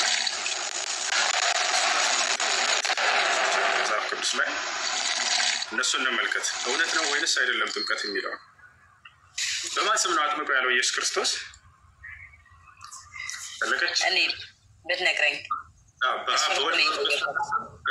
በወልድ በመንፈስ ቅዱስ ስም አጥምቆ ነው ያለው አይደለ በጣም ጥሩ ክርስቶስ ካረገ በኋላ ሐዋርያቶች በማን ስም ነው ተጠመቁ እያሉ ሲያዙ የነበረው በአብ በወልድ በመንፈስ ቅዱስ ስም ነው አይደለም በትክክል አላሉም እንደዚህ በአንዱ በክርስቶስ ስም ብቻ አጥምቆ ነው የነበረው አይደለም ዛሬም ነው ማለት ነው። እንኳን አይደለ ሐዋርያት ዛሬ እንኳን አባቶች ሲያጠምቁ በአብ ወልድ መንፈስ ቅዱስ ነው አንድ ጥምቀት፣ ከዛ ውጭ የለም። ኖ ስህተት አይደለም። እሺ ሐዋርያቶች አንድ አለ በአብ ወልድ መንፈስ ቅዱስን ተጠመቁ ብሎ ያዘዘው ወይስ የለም? ማነው ያዘዘው? በአብ ወልድ መንፈስ ቅዱስም ተጠመቁ ብሎ ያዘዙበት አለ ወይስ የለም? ሐዋርያቶች አሁንም ስልክ ጥምቀትም አንድ ናት። እሷም የመሰረታት ክርስቶስ ነው። አሁንም የምንጠመቅበት በአብ በወልድ በመንፈስ ቅዱስ ስም ነው። ምንም ሌላ ጥምቀት የለንም። ክርስቶስ በኋላ መጽሐፍ ቅዱስ ላይ የተጻፈ ነገር አለ ወገናችን፣ እሱ ስህተት እንደሆነ የሚያስረዳሽ ለመሆኑ ሐዋርያቶች ይሄ ነገር እስኪ አውጣልኝ፣ እስኪ እሱን አውጣልኝ። ስህተቱ ሜሮን አለ ወይንም አለሽ ማውራት ይፈልግ ነበር። ብዙ ወንድሜ እንዴት አለ? ሰላም ነው። እንዴት ነህ? በአብ በወልድ በመንፈስ ቅዱስ ስም ተጠመቁ ብለው ያዘዙበት ሐዋርያቶች አለ መጽሐፍ ቅዱስ ላይ? እኔ እሱን መመለስ አልችልም። አሁን መጽሐፉ የለኝም፣ ግን ጥያቄ አለ የምጠይቅህ። እሷን ጨርስና እጠይቅሃለሁ። ችግር የለውም። ለማንኛውም በኢየሱስ ስም ብቻ ነበር ሲታዘዝ የነበረው። ላሳይሽ። እሱ ጥምቀት በዚያ በትክክል እንደው ኢየሱስ ያዘዘው ያ ትክክል ሆኖ በነበር ሐዋርያቶች ከእርሱ ትእዛዝ ፈቀቅ አላሉም አይደለም? ነገር ግን ተጠመቁ እያሉ ሲሉ የነበረው በኢየሱስ ስም ነበር። ወይ ላሳይሽ፣ ማስረጃ ልስጥሽ።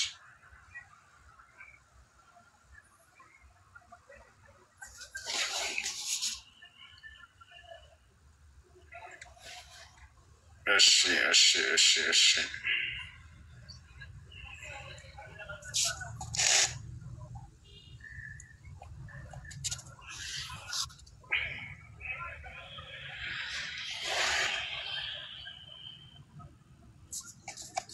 ያውና ይታይሻል እዚህ ጋር የሐዋርያት ሥራ መጽሐፍ ቅዱስ ወንድሞች ወይ ጴጥሮስም ንስሐ ግቡ ኃጢአታችሁን ቢሰረይ ዘንድ እያንዳንዳችሁ በማን ስም ተጠመቁ አለ? በአብ በወልድ በመንፈስ ቅዱስ በኢየሱስ ክርስቶስ ስም። ኢየሱስ ክርስቶስ ማለት እኮ አብ ወልድ መንፈስ ቅዱስ ማለት ነው። ኢየሱስ ብቻ አይደለም። ገባክ? አብ ወልድ መንፈስ ቅዱስ ማለት ኢየሱስ ክርስቶስ ማለት ኢየሱስ በክርስቶስ ገባክ? ይሄ ማለት አብ ወልድ መንፈስ ቅዱስ ማለት ነው አይደል? ኢየሱስ ክርስቶስ አብ ነው በመንፈስ አየኩ። ይሄው ይላል እኮ በኢየሱስ ክርስቶስ ስም ተጠመቁ በመንፈስ ቅዱስም ስጦታ ትቀበላላችሁ። ስለዚህ አየኩ። ስለዚህ አላውቅም በኋላ ጥያቄ ያለኝ ብላል ታዳምጣለህ። አሁን ጥያቄ ምን ነበር? በማን ስም ተጠመቁ እያሉ ነበር ሐዋርያቶች ሲያዙ የነበረው ነው። አሁን እኔ ቅድም ምን አልኩኝ? በኢየሱስ ስም ተጠመቁ ነበር ሲሉ የነበረው። እንግዲህ እንደው ማቴዎስ ላይ የተነገረው እውነት ነው በነበር በአብ በወልድ መንፈስ ቅዱስ ስም ተጠመቁ እያሉ ያዙ ነበር ሐዋርያቶች። ነገር ግን እንደዚህ አላሉ። ሁለቱን የሥላሴ አካል ዘወር አደረጓቸውና አንዱን የሥላሴ አካል በኢየሱስ ስም ተጠመቁ እያሉ ሲያዙ ነበር። እዚህ ላይ እኮ ይላል የኔ ወንድም፣ ይኸውልህ በኢየሱስ ክርስቶስ ማለት ኢየሱስ ክርስቶስ በነገርክ ላይ ማለት አብ ወልድ መንፈስ ቅዱስን ይገልጽልሃል። ኢየሱስ በኢየሱስ ክርስቶስ እኮ ነው የምልህ። በኢየሱስ ብቻ ከሆነ እውነት ግን ነው አምንሃለሁኝ። ግን አሁን እዚህ ላይ ምንድን ነው እንደሱ ነው እያለ ነው። በኢየሱስ ስም ተጠመቁ፣ በአብ በወልድ በመንፈስ ቅዱስ ስም ተጠመቁ አላለም። ይኸውልህ በኢየሱስ ክርስቶስ እኮ ነው። በኢየሱስ ክርስቶስ እንዲቀሞ እንትኑ አምጣ መጽሐፍ ቅዱስ ይላል እኮ አንብበው። በእውነት ችግር የለውም። በኢየሱስ ክርስቶስም ክርስቶስ ችግር የለውም ሳይሆን እውነታውን ነው። እውነታው ግን ምንድን ነው? በኢየሱስ ክርስቶስ በኢየሱስ ክርስቶስ ችግር የለውም። ምንድን ነው? አልፎ ተርፎ ደግሞ የመንፈስ ቅዱስን ጸጋ ተቀበሉ ነው። ዳንከ አመሰግናለሁ በጣም ያው በኢየሱስ ክርስቶስ ስም ተጠመቁ። የመንፈስ አይታየኝም ግን ይቅርታ። የመንፈስ ቅዱስም ስጦታ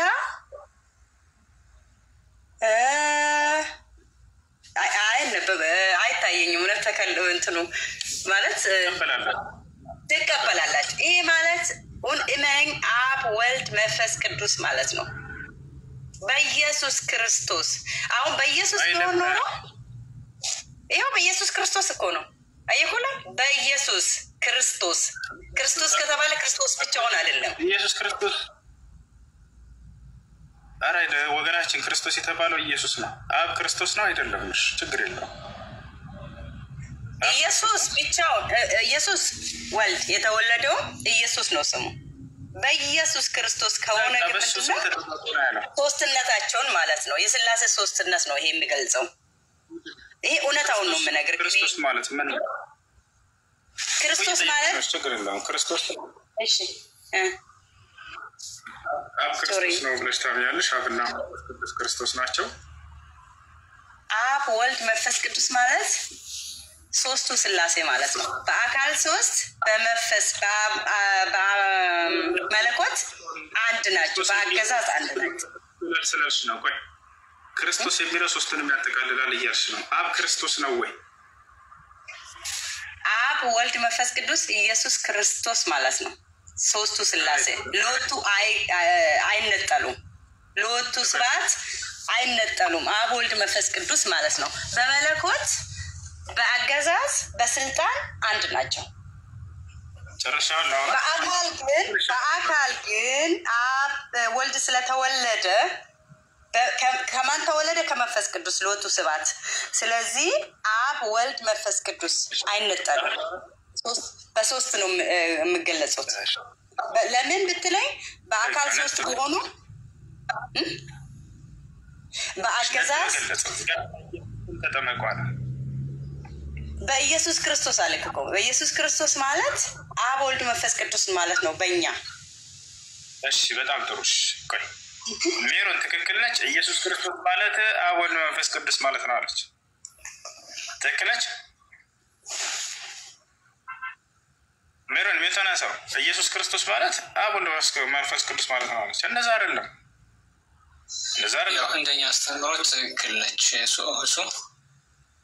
በጣም ጥሩ። ትክክል ከሆነች አብ ክርስቶስ ነው አይደለም? ሰዓት ስለቆየሁኝ ጥያቄውን ብጠይቅ ደስ ይለኛል። ትክክል ነች ብለሃል አይደል? ትክክል ነች ስላልክ ቀጥልሽ። አብ ክርስቶስ ነው አይደለም? ያው ክርስቲያኖች አይደለችም እያሉ እሺ፣ አንተ ቀጥልሽ። አብ ክርስቶስ ነው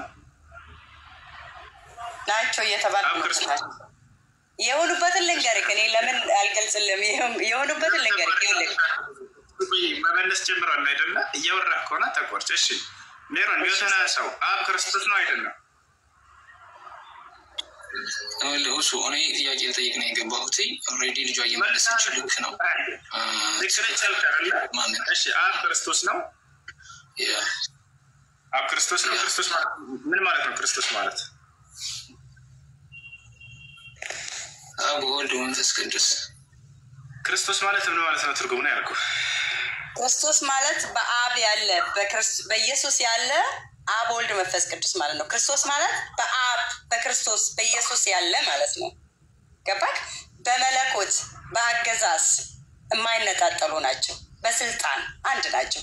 አብርሃም ሥላሴ ሎቱ ስብሐት በስልጣን በአገዛዝ በመለኮት አይነጣጠሉ። አንተ ያዳምጪ። ክርስቶስ ማለት ምን ማለት ነው? ሜሮን ጀምረሃል መልሰሃል አይደለ? ክርስቶስ ማለት ምን ማለት ነው? እሱ የመለሰችልኝ እኮ ነው። እኔ አሁን ጥያቄ አለኝ። ረዥም ሰዓት ቆየሁትና ልጠይቅህ ነው። ይሰማል አይደለ? በቃ ልመልስላቸዋለሁ። ክርስቶስ ማለት የተቀባ ማለት ነው። ረዥም ሰዓት ስለቆየሁ ልጠይቅህ እፈልጋለሁ። ወንድሜ እሱ የምታብራራለህ ትጠይቃለህ። ክርስቶስ ማለት ይኸውልሽ፣ ፈለቀ ቤትሽ ናቸው አንድ ጊዜ ሰው አድርጎኝ ነው እንጂ ሞት። እሺ እሺ እሺ ይኸውልሽ ክርስቶስ ማለት የተቀባ ማለት ነው። እሺ ትርጉሙ ምንድን ነው ብዬ እየጠየቅኩሽ አልመለስሽም። እሱ የተቀባ ማለት ነው። አሁን ጥያቄው ስለዚህ አብ አምላኩን የቀባው ስለዚህ አብ የተቀባ ነው ወይስ አይደለም ነው አሁን ጥያቄው። አብ አምላክ የነበረ አዳምን ከገነት የሰደደ አብ ማለት እኮ ማለት ነው ጥያቄው። አረበ ፈጣሪ ሌላ እንትን አታንሺው። ቀቢ ነው ተቀቢ ነው አብ ባጭሩ ቀቢ ነው ተቀቢም። እኔ የእውነቴን ነው የምልህ። እግዚአብሔር አይቀባም ማለት እግዚአብሔር እንዴት ይቀባል? አላህ ይቀባል? አላህ የተቀባ ነው አይደለም። ባይሆን ልንገርሽ። ስለዚህ አሁን ክርስቶስ የሚለው አብንም ወልድንም መንፈስ ቅዱስንም ያጠቃልላል አላችሁ። ስህተት ነው። ክርስቶስ ማለት ትርጉሙን ማወቅ ይገባል። የተቀባ ማለት ነው አይደለ? ቀቢው ማን ነው ከተባለ የተቀባው ማን ነው? ክርስቶስ ነው። እሺ ይሄ መጽሐፍ ቅዱስ እስኪ በመጽሐፍ ቅዱስ ማስረጃ መቀባቱን ንገረኝ፣ አሳየኝ። እኔ ግን እጅግ በጣም በእውነት በዚህ አጋጣሚ ሬስፔክት አለኝ። በጣም ሬስፔክት አደርጋለሁ። የምር በጣም ትዕግስትህን አደንቃለሁ። ሳላደንቅህ ባልፍ እውነት ግፍ ነው።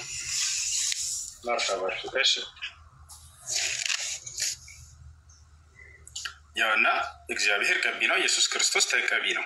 ስለዚህ ክርስቶስ የሚለው ምኑ ከነ ማስረጃው መጽሐፍ ቅዱስ ላይ አለ። መጽሐፍ ቅዱስ ላይ የሐዋርያት ሥራ ምዕራፍ የሐዋርያት ሥራ ምዕራፍ 10 ቁጥር 38 ምን ይላል? እግዚአብሔር የናዝሬቱን ኢየሱስን በመንፈስ ቅዱስ በኃይልም ቀባው ይላል። አየሽ፣ ቀቢው ማን ነው? እግዚአብሔር። ተቀቢው ማን ነው? ኢየሱስ ክርስቶስ። ያ ወደ ላይ እስኪ መልካም እያደረገ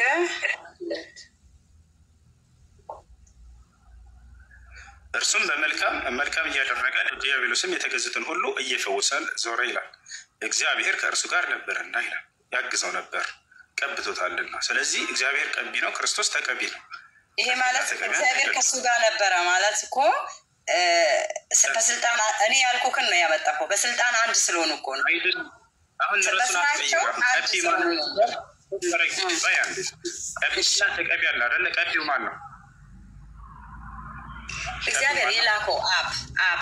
አሁን እኮ እኛ ወልድ ተወለደ ስንል እኮ እግዚአብሔር እኛ ስጋ ለብሶ መጣለን ነው፣ ወደኛ ተወለደ ወደሚለው።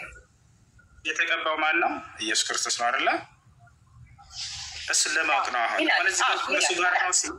ከእርሱ ጋር ነው ሲል ምን ማለት ነው?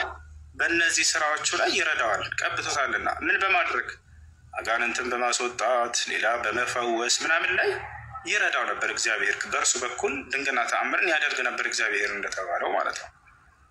ያ ነው። እሺ ለማንኛውም መሄድ ይመስላል። ለሌሎች ወደ ታቹረን ሀገር በኢየሩሳሌም እያለ እኮ ሄደ። እርሱም በእግዚአብሔር ያ ይነግርልህ። እሺ ለማንኛውም ይሄ ነው። እዚህ ጋር ቀቢና ተቀቢ ያለ፣ ቀቢው እግዚአብሔር ነው፣ የተቀባው ክርስቶስ ነው። ስለዚህ በክርስቶስ ሲል እዚያ ቦታ ላይ አብንም ወልድንም መንፈስ ቅዱስ ያጠቃልላልሽው ስህተት ነው። ክርስቶስን ብቻ ነው የሚመለከተው ለማለት ነው። ሜሮን ጥያቄ ምንድን ነው? ይቅርታ በጣም እሺ ወንድሜ፣ እሺ እሱ በጣም አመሰግናለሁ። በትዕግስት ለምትመልሰው መልስ ደግሞ በድጋሚ አክብሮት ሰላምታ ይብረድ ብያለሁ። እግዚአብሔር ላንተ ላይ እና የኔ ጥያቄ ብዙ ጊዜ እስልምናን ያው እከታተላለሁ።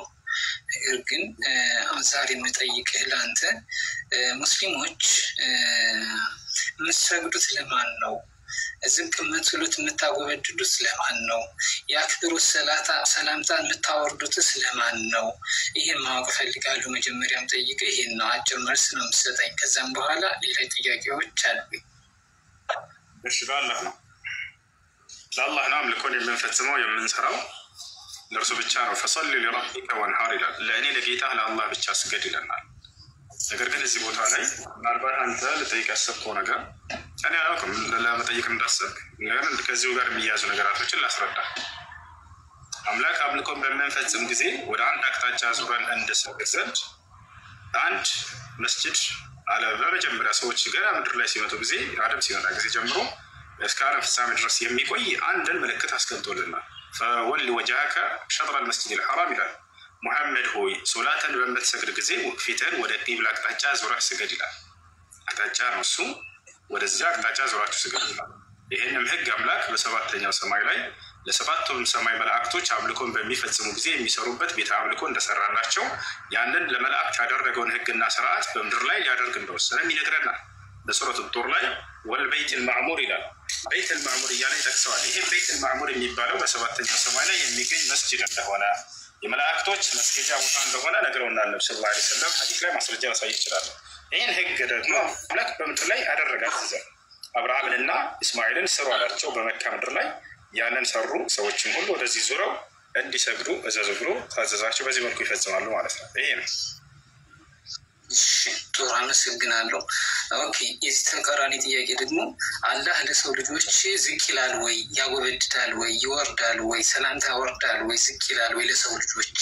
እኔ ኦርቶዶክስ ነኝ ማወቅ መቻል ስላለብኝ ነው። መጀመሪያ ይወርዳል ያጎበድዳል ይሰግዳል አላህ ዝቅ ይላል ለሰው ልጆች? አይልም እርሱ ይሰገድለታል እንጂ አይሰግድም። ኦኬ የአክብሮት ሰላምታም ለሰው ልጆች አያወርድም? አንድ ላስረዳ። አሁን እዚህ ቦታ ላይ አምላክ በነቢዩ መሐመድ ሰለላሁ ዐለይሂ ወሰለም ላይ እንዲሁም ለቀደምት ነቢያቶች ላይ ውዳሴውን ያሰፍንላቸዋል፣ ሰላሙን ያሰፍንላቸዋል። ተፈጫ ወለዲ ሰለ አላህ ምን ይላል? ኢነላህ ወመላኢከተሁ ይሰሉነ ዐለ ነቢይ ይላል አላህ። እንዲሁም ደግሞ መላእክቶቹ በነቢዩ መሐመድ ሰለላሁ ዐለይሂ ወሰለም ላይ እንዲሁም በቀደምት ነቢያቶች ላይ ውዳሴን ያሰፍንላቸዋል። ያ ደግሞ መስገድ ወይንም ማምለክ አይደለም፣ ዝቅ ማለት ነው። እኔም መተል ያለ ጥያቄው ላይ አሁን 33:56 ክፈትልኝ እስኪ። ችግር የለውም። አሁን የጠቀስኩት አንቀጽ ነው። ችግር የለም። ስለማውቀው ነው የምንጠይቃቸው ክፈተውና እዛ ላይ የምጠይቅ ጥያቄ አለ። አብሽርሽ 33:56 ያውሽ አሁን የጠቀስኩት ማለት ነው። እስከ አማርኛውን አድርግልኝ እስኪ። ችግር የለውም። አብሽር ያው አንተው እስኪ። አላህና መላእክቱ በነቢዩ ላይ የአክብሮት እዝነትን ያወርዳሉ። እናንተ ያመናችሁ ሆይ በእርሱ ላይ የአክብሮት እዝነትን አውርዱ፣ የማክበርንም ሰላምታ ሰላም በሉ ይላል። እሺ አሁን እዚህ ላይ የምጠይቅ ጥያቄ አላህና መላእክቱ በነቢዩ ላይ የአክብሮት እዝነትን አውርዱ ይባላል። አሁን እናንተ በነቢዩ ላይ የአክብሮት ሰላምታ የምታወርዱት እንዴት ነው? በጣም ጥሩ በጣም ጥሩ። ባለንበት ቦታ ላይ ሆነ በጣም ጥሩ። ይህን ጥያቄ ነቢዩ ሙሐመድ ሰለላሁ ዐለይሂ ወሰለም ራሳቸው ተጠይቀው ነበር። ማስረጃውን አውጥቼ ላሳየን። እንዴት ነው በእርሱ ላይ የአክብሮት ሰላምታን እና ሰላምን የምናወርደው እንዴት ነው ተብለው ተጠየቁ። ቁሉ በሉ፣ ንግግር ነው ገብተዋል። መስገድ ምናምን ማጎብደድ አይደለም። ቁሉ በሉ አላሁመ ሰሊ ወሰሊም ዐላ ነቢይና ሙሐመድ፣ አምላካችን አላህ ሆይ በነቢዩ ሙሐመድ ላይ ውዳሴህንና ሰላምህን አስፍን ብላችሁ እርሱን ነው የምትጠይቁት አሉ። አንደኛ እርሳቸውን አይደለም የምንጠይቀው፣ ሁለተኛ ስግደት ወይም ማምለኩ አይደለም ንግግር ብቻ ነው። አምላካችን አላህ ሆይ በነቢዩ ሙሐመድ ላይ ውዳሴህን አስፍን የሚለውን ቃል ነው የምንናገረው። ይህን ተጠይቀው ራሳቸው እንደመለሱ ከፈለግከው ማስረጃውን አሁን ላወጣልህ እችላለሁ። ላሳየህ። ችግር የለውም ልመጣልን። አሁን እኮ እዚህ ላይ ክልል ልታደርግልህ የፈለግኩት ነገር አለ። አሁን አንተ ያልነገርከኝ ሌላ ነገር ነው። አሁን ለምሳሌ እናንተ በነቢዩ ላይ የአክብሮት ሰላምታ የምታወርዱት እንዴት ነው ነው የኔ ጥያቄ። አጭር ጥያቄ ነው። እንደዚህ ነው ብለህ ንገረኝ። ከዛ ደግሞ ጥያቄውን እንቀጥላለሁ። እሺ አምላካችን አላህ ሆይ በነቢዩ ሙሐመድ ላይ ውዳሴህን አስፍን ብለን እችን ቃል መናገር የትኛው ቦታ ነው? ሰለላሁ ዐለይሂ ወሰለም አይደለም። እና ቃሉ ምን ይባላል? በአረበኛ ነው የምትሉት? በአማርኛ ነው የምትሉት? በምንድን ነው የሚባለው? በአማርኛ ማለት ችግር የለም። ውዳሴ ነው ሰለላሁ ዐለይሂ ወሰለም ማለት ነው። አላሁመ ሰሊ ወሰለም ማለት። ስለዚህ አላህና ነብዩ ሰለላሁ ዐለይሂ ወሰለም ይላሉ ማለት ነው። እዚህ ላይ በሚጠቅስልን መሰረት ደግሞ እሱን ላሳይ። አምላክ አላህ ደግሞ ውዳሴውን ያሰፍንላቸዋል እያልን ነው። ይሰሊ ዐለይኩም ያ አዩሀ አምላካችን አላህ ሱብሓነሁ ወተዓላ በነቢዩ መሐመድ ሰለላሁ ዐለይሂ ወሰለም ላይ ውዳሴውን ያሰፍናል። እኛ ደግሞ ምንድነው ስራችን? አምላካችን አላህ ሆይ በነቢዩ መሐመድ ላይ ውዳሴን አስፍን የሚል ቃልን መናገር። ገብቶኛል። ትክክል ነው እሱ ወንድሜ፣ ትክክል ነህ።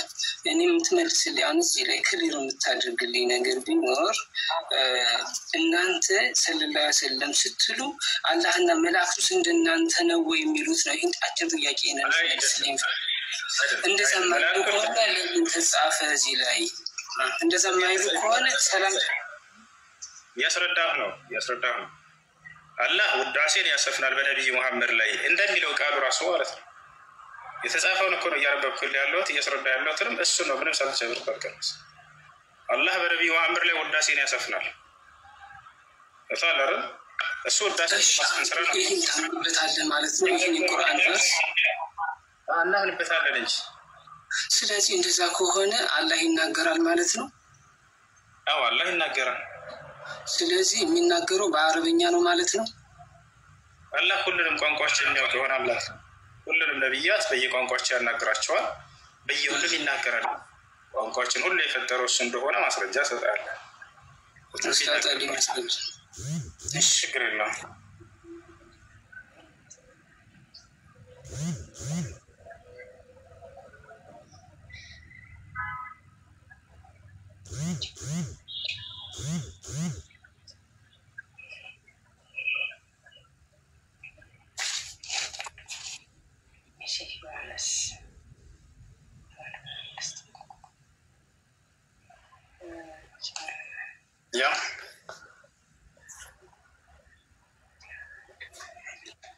ምን ይላል?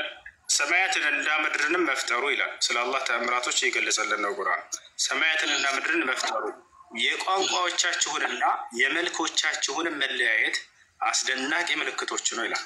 ቋንቋችን ሁሉ መልኮቻችንን ሁሉ በተለያየ ሁኔታ መፍጠሩ ይህ ከአስደናቂ ስራዎች ነው እያለ ቁርአን የአላህን ስራዎች ሁሉ ይገልጽልናል። በዚህ ውስጥ ለአዋቂዎች ተአምራቶች አሉበት ይለናል።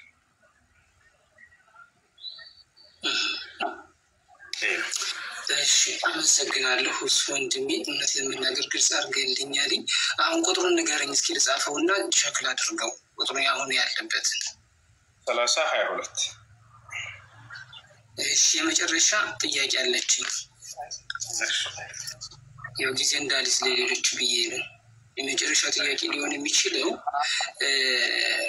አላህ ይታያል ወይስ እንዴት ነው? እንደ ሰው ገጽ ካለው ሁለት እጅ አለው የሚባል ነገር አለ፣ እግር አለው የሚባል ነገር አለ፣ እየሰማን ነው ቲክቶክ ላይ ማለት ነው።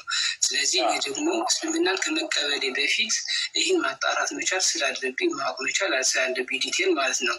ስለዚህ አላህ ሁለት ቀኝ እጅ አለው ወይ እግር አንድ እግር አለው ወይ? ይህን አብራራልኝ እስኪ። እሺ አምላክ አላህ ስብሐነ ወተዓላ ይታያል ወይ ከሚለው እንጀምር። ዛሬ በምድር ላይ ማንም እርሱን የማየት አቅም የለውም። ፍጡር ደካማ ነችና ጠፊ ማንነት ስላላት ያንን የማይጠፋውን አምላክ የማየት አቅም አይላትም። ነገር ግን የምናይበት ጊዜ አለ ወይ? አዎ። መቼ? የትንሣኤ ቀን። የትንሣኤ ቀን የምናየው የማይጠፋ ማንነትን ስለሚያላብሰን ዘላለማዊ ማንነትን እንለብሳለን አይደል? የዛኔ እንደምናየው ቃል ገብቷል። ዛሬ ግን በምድር ላይ ሙሴ ራሱ ለማየት ጠየቀ። ولما جاء موسى لميقاتنا وكلمه ربه قال ربي أرني أنظر إليك قال لن تراني ولكن انظر إلى الجبل فإن استقر مكانه فسوف تراني موسى ጌታውን አላህ ላይ ብሎ በጠየቀ ጊዜ እኔ አሁን ማየት አትችልም አለ። ማየት አትችልም እኔም ብታይ አትኖርም ትጠፋለህ አለ። ገብቶሃል አይደል? እና ነገር ግን የትንሣኤ ቀን እንደምናየው ቃል ገብቶልናል። وجوه يومئذ ناظرة إلى ربها ناظرة ይላል። ፊቶችም የዛኔ ያበራሉ ወደ እኔ ወደ ጌታቸው ወደ አላህ ይመለከታሉ ማለት ነብዩ ሰለላሁ ዐለይሂ ወሰለም ቃል በቃል ኢነኩም ሰተረውነ ረበኩም የውመል ቂያማ ላ ቱዳሙነ ፊ ሩእየቲሂ አሉ። እናንተም የትንሣኤ ቀን ጌታችሁን አላህን ትመለከታላችሁ እርሱንም በማየት ላይ አትሽቀዳደሙም አሉ። በዛቸው አላህ እርሱንም በማየት ላይ አትሽቀዳደሙም እያሉ ነቢያችን ሰለላሁ ዐለይሂ ወሰለም ተናገሩ። እናየዋለን እንደምናየው ይገልጸዋል። ሌላ ነገር እዚህ ጋር ምንድን ነው? አምላክ አላህ ሱብሓነሁ ወተዓላ አደምን በእጅ የፈጠርኩት ይላል። እጅ አለው ወይ? አዎ አለው። አለው። ያ እጁ ግን አንድ ልናውቅ የሚገባ ሶስት ነገራቶች አሉ። ይሄ ሲነገር እርሱ ከማንም እጆች ጋር የሚመሳሰል አይደለም። ይሄን ከራሳችን ሳይሆን ራሱ ይነግረናል። ምን ይላል? ለይሰ ከሚስሊሂ ሸይኡን ወሁወ ሰሚዑል በሲር። እኔን የሚመስል አንዳች ነገር የለም ማለት ነው። ስለዚህ ከማንም ፍጥረት ጋር ልናመሳስለው አንችልም። ፈላ ተድሪቡ ሊላሂ አልአምሳል ይላል በሱረቱ ነሕል ላይ። እኔን አላህን ከማንም ጋር ምሳሌ አታድርጉልኝ እኔን የሚመስል ማንም የለምና አለ። ስለዚህ ሰዎች እጅ ሲባል የሰውን እጅ ካስታወሱ ስህተት ነው። ያ እጅ አይደለም። ፈጣሪ ማንንም እንደማይመስል በርካታ ቦታ ላይ ነግሮናል። ማለት እሱ እጅ ከተባለ እጅ ነው፣ እግር ከተባለ እግር ነው። ስለዚህ እንዴት ነው የሰው ልጆች የማናስታውሰው? ስህተት ነው። ይሄንን ገለጸልህ አምላክ አላህ እኔን አትመስሉም ብሎ ገልጾናል። እሺ ልጠይቅ ከዚህ ላይ አሁን እጅ አለው አልክ አይደለ? እግር አለው አልክ አይደለ? የእናንተ ቁርአን ላይ መጨረሻው 112 ነው እንደዛ ቁል ወላሁ አሐድ ይባላል አይደለ? እናንተ ጋር አሁን እሱን አንብቤዋለሁ። አይጋጭም? አሁን የምትለው ጋር አውቶማቲካሊ በጣም የሚጋጭ ነገር ነው። ቢኮዝ አላህ ሁለት እግር አለው፣ አንድ እግር አለው፣ ሁለት ቀኝ እጅ አለው፣ አይን አለው ምናምን የሚሉ ነገሮች አሉ። አላምንበትም። ነገር ግን አሁን ቁል ወላሁ አሐድ የሚለውን ነገር ገብቼ ሳይሆን ደግሞ ይህና አሁን አንተ የምታምንበትና ቁል ወላሁ አሐድ የሚለው ደግሞ በጣም አውቶማቲካሊ በጣም የሚጣረሱና በጣም የሚጋጩ ነገሮች ናቸው። ኮምፕሊኬትድ ናቸው። እሷ እንዴት ነው አሁን አንተ የምታምነው ይህን ነገር? አላህ ከሰማይ ነው ያለ ብለህ ታምናለህ? ቆይ አስጨርሰኝና በደንብ ታብራራልኛለህ። አላህ በሰማይ ነው ያለ፣ አላህ እንደሚታይና እግር እንዳለው አምሳያ እንዳለው ተናግረሃል። እዛ ቨርስ ላይ ደግሞ አላህ ደግሞ ምንም አምሳያ እንደሌለው ነው የሚገልጽ። ስለዚህ አሁን አንተ እንዴት ነው ያን ቁል ወላሁ አሐድ ነው የምትቀበል ወይስ የትኛው ነው የምታምንበት? አላህ አምሳያ እንዳለው ተናግረሃል አልክ። አይደለም እያልኩ እየተናገርኩ ይታወን ጃባ አላህ አምሳያ የለውም እያልኩ ነው ስናገር የነበረው። ገብቶሃል አይደለም? እኔን የሚመስል ጭራሽ የለም ማለት አደምን በእጆች የፈጠርኩኝ ብሏል። አዎ በእጆች የፈጠርኩት ብሏል። እጃለሁ። አዎ ያ ግን መጀመሪያ ስናገር ምን አልኩኝ? አንድ ማንም እንደማይመስል አምላክ አላህ ሱብሓነሁ ወተዓላ ይናገራል። እርሱን የሚመስል ለቅንጣት ማንም የለም። አየህ አይ እጅ መኖሩ አልቀበለውም ካልክ መጽሐፍ ቅዱስ ላይ ሙሉ የእግዚአብሔርን አካል ልሰጥህ እችላለሁ። አንተ ከፈለክ እግዚአብሔር እግሮች ያሉት ይረማመዳል በእግሮቹ። እግዚአብሔር እጆች ያሉት በእጆቹ ያጨበጭባል። እግዚአብሔር ከንፈር አለው በከንፈሩ ያፏጫል። እግዚአብሔር ብብት እንዳለ ሁሉ አሳያለሁ። እግዚአብሔር አይኖች ያሉት ሁሉ የሰውነት አካሎችን ከላይ እስከታች መጽሐፍ ቅዱስ ላይ ያሳያለሁ። ስለ ወልድ አይደለም እየተናገርኩኝ ያለሁት በስጋ ከተገለጠ በኋላ አይደለም፣ ከዚያ በፊት በብሉይ ኪዳን ስለነበረው ስለዚያ በስጋ ሳይገለጥ በፊት ስለነበረው አምላክ ነው የምነግርህ። እግሮች አሉት፣ እጆች አሉት፣ ያጨበጭባል በእጆቹ ይላል። ይህን ሁሉ ላሳይ እችላለሁ። ስለዚህ አሁን ምንድን ነው የምልህ ይመሳሰላል ወይ ከፍጡር ጋር ከሆነ በሽታ የፈጠረብህ በፍጹም አምላካችን ከማንም ጋር አልመስልም ብሎ ዘግቶታል። እሱ ቦታው አይደለ ለይሰ ከሚስሊሂ ሸይኡን ወሁወ ሰሚዑል በሲር ይላል። ይህን ይመስላል። ቀጣል የሚፈልግ ልጅ ይኖራል። ልጆች ወደ መስጊድ ሄደው መግሪብ ሊጋር በጣም ይቅርታ አድርግልኛ ጥያቄ አለኝ እባክህን። እሺ ትቀጥላላችሁ እባካችሁ። አንድ ጊዜ እኔ ጋር መግሪብ ስለደረሰ የሆነ ውሃ ጠጣ ሲጀመር በእውነት በጣም ሪስፔክት። አመሰግናለሁ። መግባት የሚፈልግ ሙስሊም ልጆች ካላችሁ የምትቀጥሉ ልጆች ካላችሁ ብትገቡ መልካም ነው። እኔ ጋር መግሪብ ደረሰ። እሺ ወንድሜ እሺ። አይ እዛም ሪስፔክት ሊሆን ሰሆነ እሺ አመሰግናለሁ። ሜሮኒ በቃ ነገ ብትመጡ ደስ ይለኛል፣ ወይ ማታ ላይ። አሁን ወደ መስጊድ ልሄድ ነው። ምትካላችሁ እኔ ግን አንድ እስካሁን በጣም ስላስተማርከኝ ዮሐንስ 11:25 ብቻ ብታነብልን ደስ ይለኝ ነበረ። ካልደከመክ ውሃ ጠጥተህ ምናምን ወይ ማታ ላይ ነይና በቃ ማታ ሰዓት ኦኬ። ወደ መስጊድ ልሄድ ነው። የሶላት ሰዓት ስለደረሰብኝ ማታ ስንት ሰዓት ላይ ነው? በቃ ማታ በኢትዮጵያ አቆጣጠር ወደ 3 ሰዓት ነው። ማታ 3 ሰዓት ውሱ መረጋገጫ አምጥቼልህ ነበረ። ግሽ በጣም አወዝናለሁ፣ ግን በጣም አወዝናለሁ። ሁሉንም እናያቸዋለን። እሺ አሁን ወደ መስጊድ ልሄድ ስለሆነ ኦኬ። መልካም ጸሎት። ቴንክ ዩ።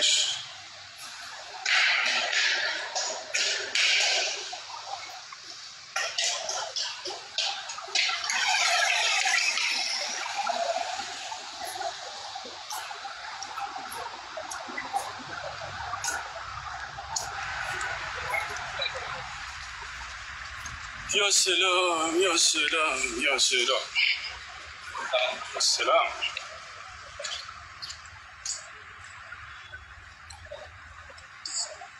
يا جماعة هي مسجد አያችሁ። السلام عليكم كالحال እንዴት አያችሁት? ይሄ መስጂድ ያ ሰላም ያበደ መስጂድ ነው። ይቅርታ አላበደም። ለምን የሚያብደው?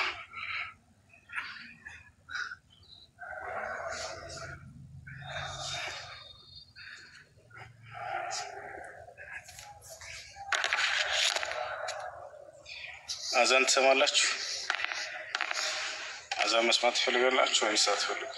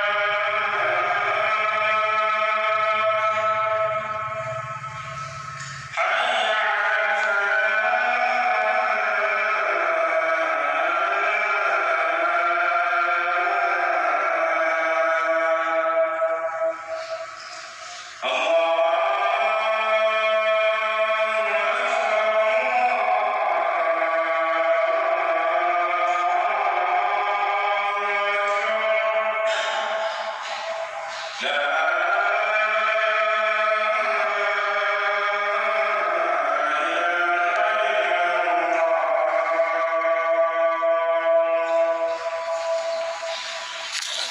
إله إلا الله. اللهم صل وسلم على محمد. اللهم رب هذه الدعوة التامة والصلاة القائمة محمد وسيلة الفضيلة وبعث القامة والبعث إنك لا تخلف الميعاد. رضيت بالله ربا والإسلام دينا محمد صلى الله عليه وسلم من رسول لك صومي جل نفتح سدستون صوم مسوم لا ترسو شيء سدستون صوم لا ترسو. قال النبي صلى الله عليه وسلم من صام رمضان ثم أتبعه 6 من شوال كان كصيام الدهر. يا رمضان ورتمو كزيان كمي كتلو كشوال ور 6 ቀናቶችን አስከትሎ ለጾመ ሰው አላህ አመቱን ሙሉ እንደጾማችሁ አድርጎ ይይዝላችኋል ብለዋል። የአላህ ሱብሓነሁ ወተዓላ እዝነት ተመልከቱ። ጥቂት ስራ ሰርታችሁ ትልቅ ምንዳን ይመለዳችኋል። ይቀጣዩን አለ እንድታገኙ አላህ ሱብሓነሁ ወተዓላ መልካም ስራ ጥቂት ስራ ስሩ እጥፍ ድርብ አድርጎ የሚመነዳ ይሆን አምላክ ነው። የረመዳንን ወር ጾሞ ከዚያም ከሚቀጥለው ወር 6 ቀን አስከትሎ የጾመን ሰው አመቱን ሙሉ እንደ ጾም አድርጌ ይዝለታለሁኝ አለ። የጾማቸው ግን ስንት ነው? 36 ቀን። ነገር ግን እርሱ የሚይዘው አመቱን ሙሉ ጾሟል ይሄ ሰው ተብሎ ይይዝላችኋል። አስባችሁታል? እድሜ ልካችሁን በጾም እንዳሳለፋችሁ አድርጋችሁ ማስያዝ ትችላላችሁ። በቃ ከሰውየው በየአመቱ አስቡ። ወሩን ከጾምኩ በኋላ ከረመዳን በኋላ 6 ቀን ካስከትል በቃ ይሄ ሰው በህይወት ዘመኑ ሲጾም ሲያመልከኝ ነው ያሳለፈው ብሎ አላህ የቂያማ ቀን ይዝላችኋል። والصوم يشفع للعبد يوم القيامة. صوم يتنسى قال لسويه مالدال. نبياتنا صلى الله عليه وسلم منالو إن الصوم والقرآن يشفعان للعبد يوم القيامة. يقول الصوم يا ربي منعته من الطعام والشراب، ويقول القرآن منعته من النوم فشفعنا فيه فيشفعون فيه. يتنسى قال صومنا قرآن أما لا تشوني متعلق عندي باكل منام سايهون የምን የሥራዎቹ ምንዳዎች ናቸው። መምጣታቸውን ለመግለጽ ነው። ምንዳቸውን ይመጣል።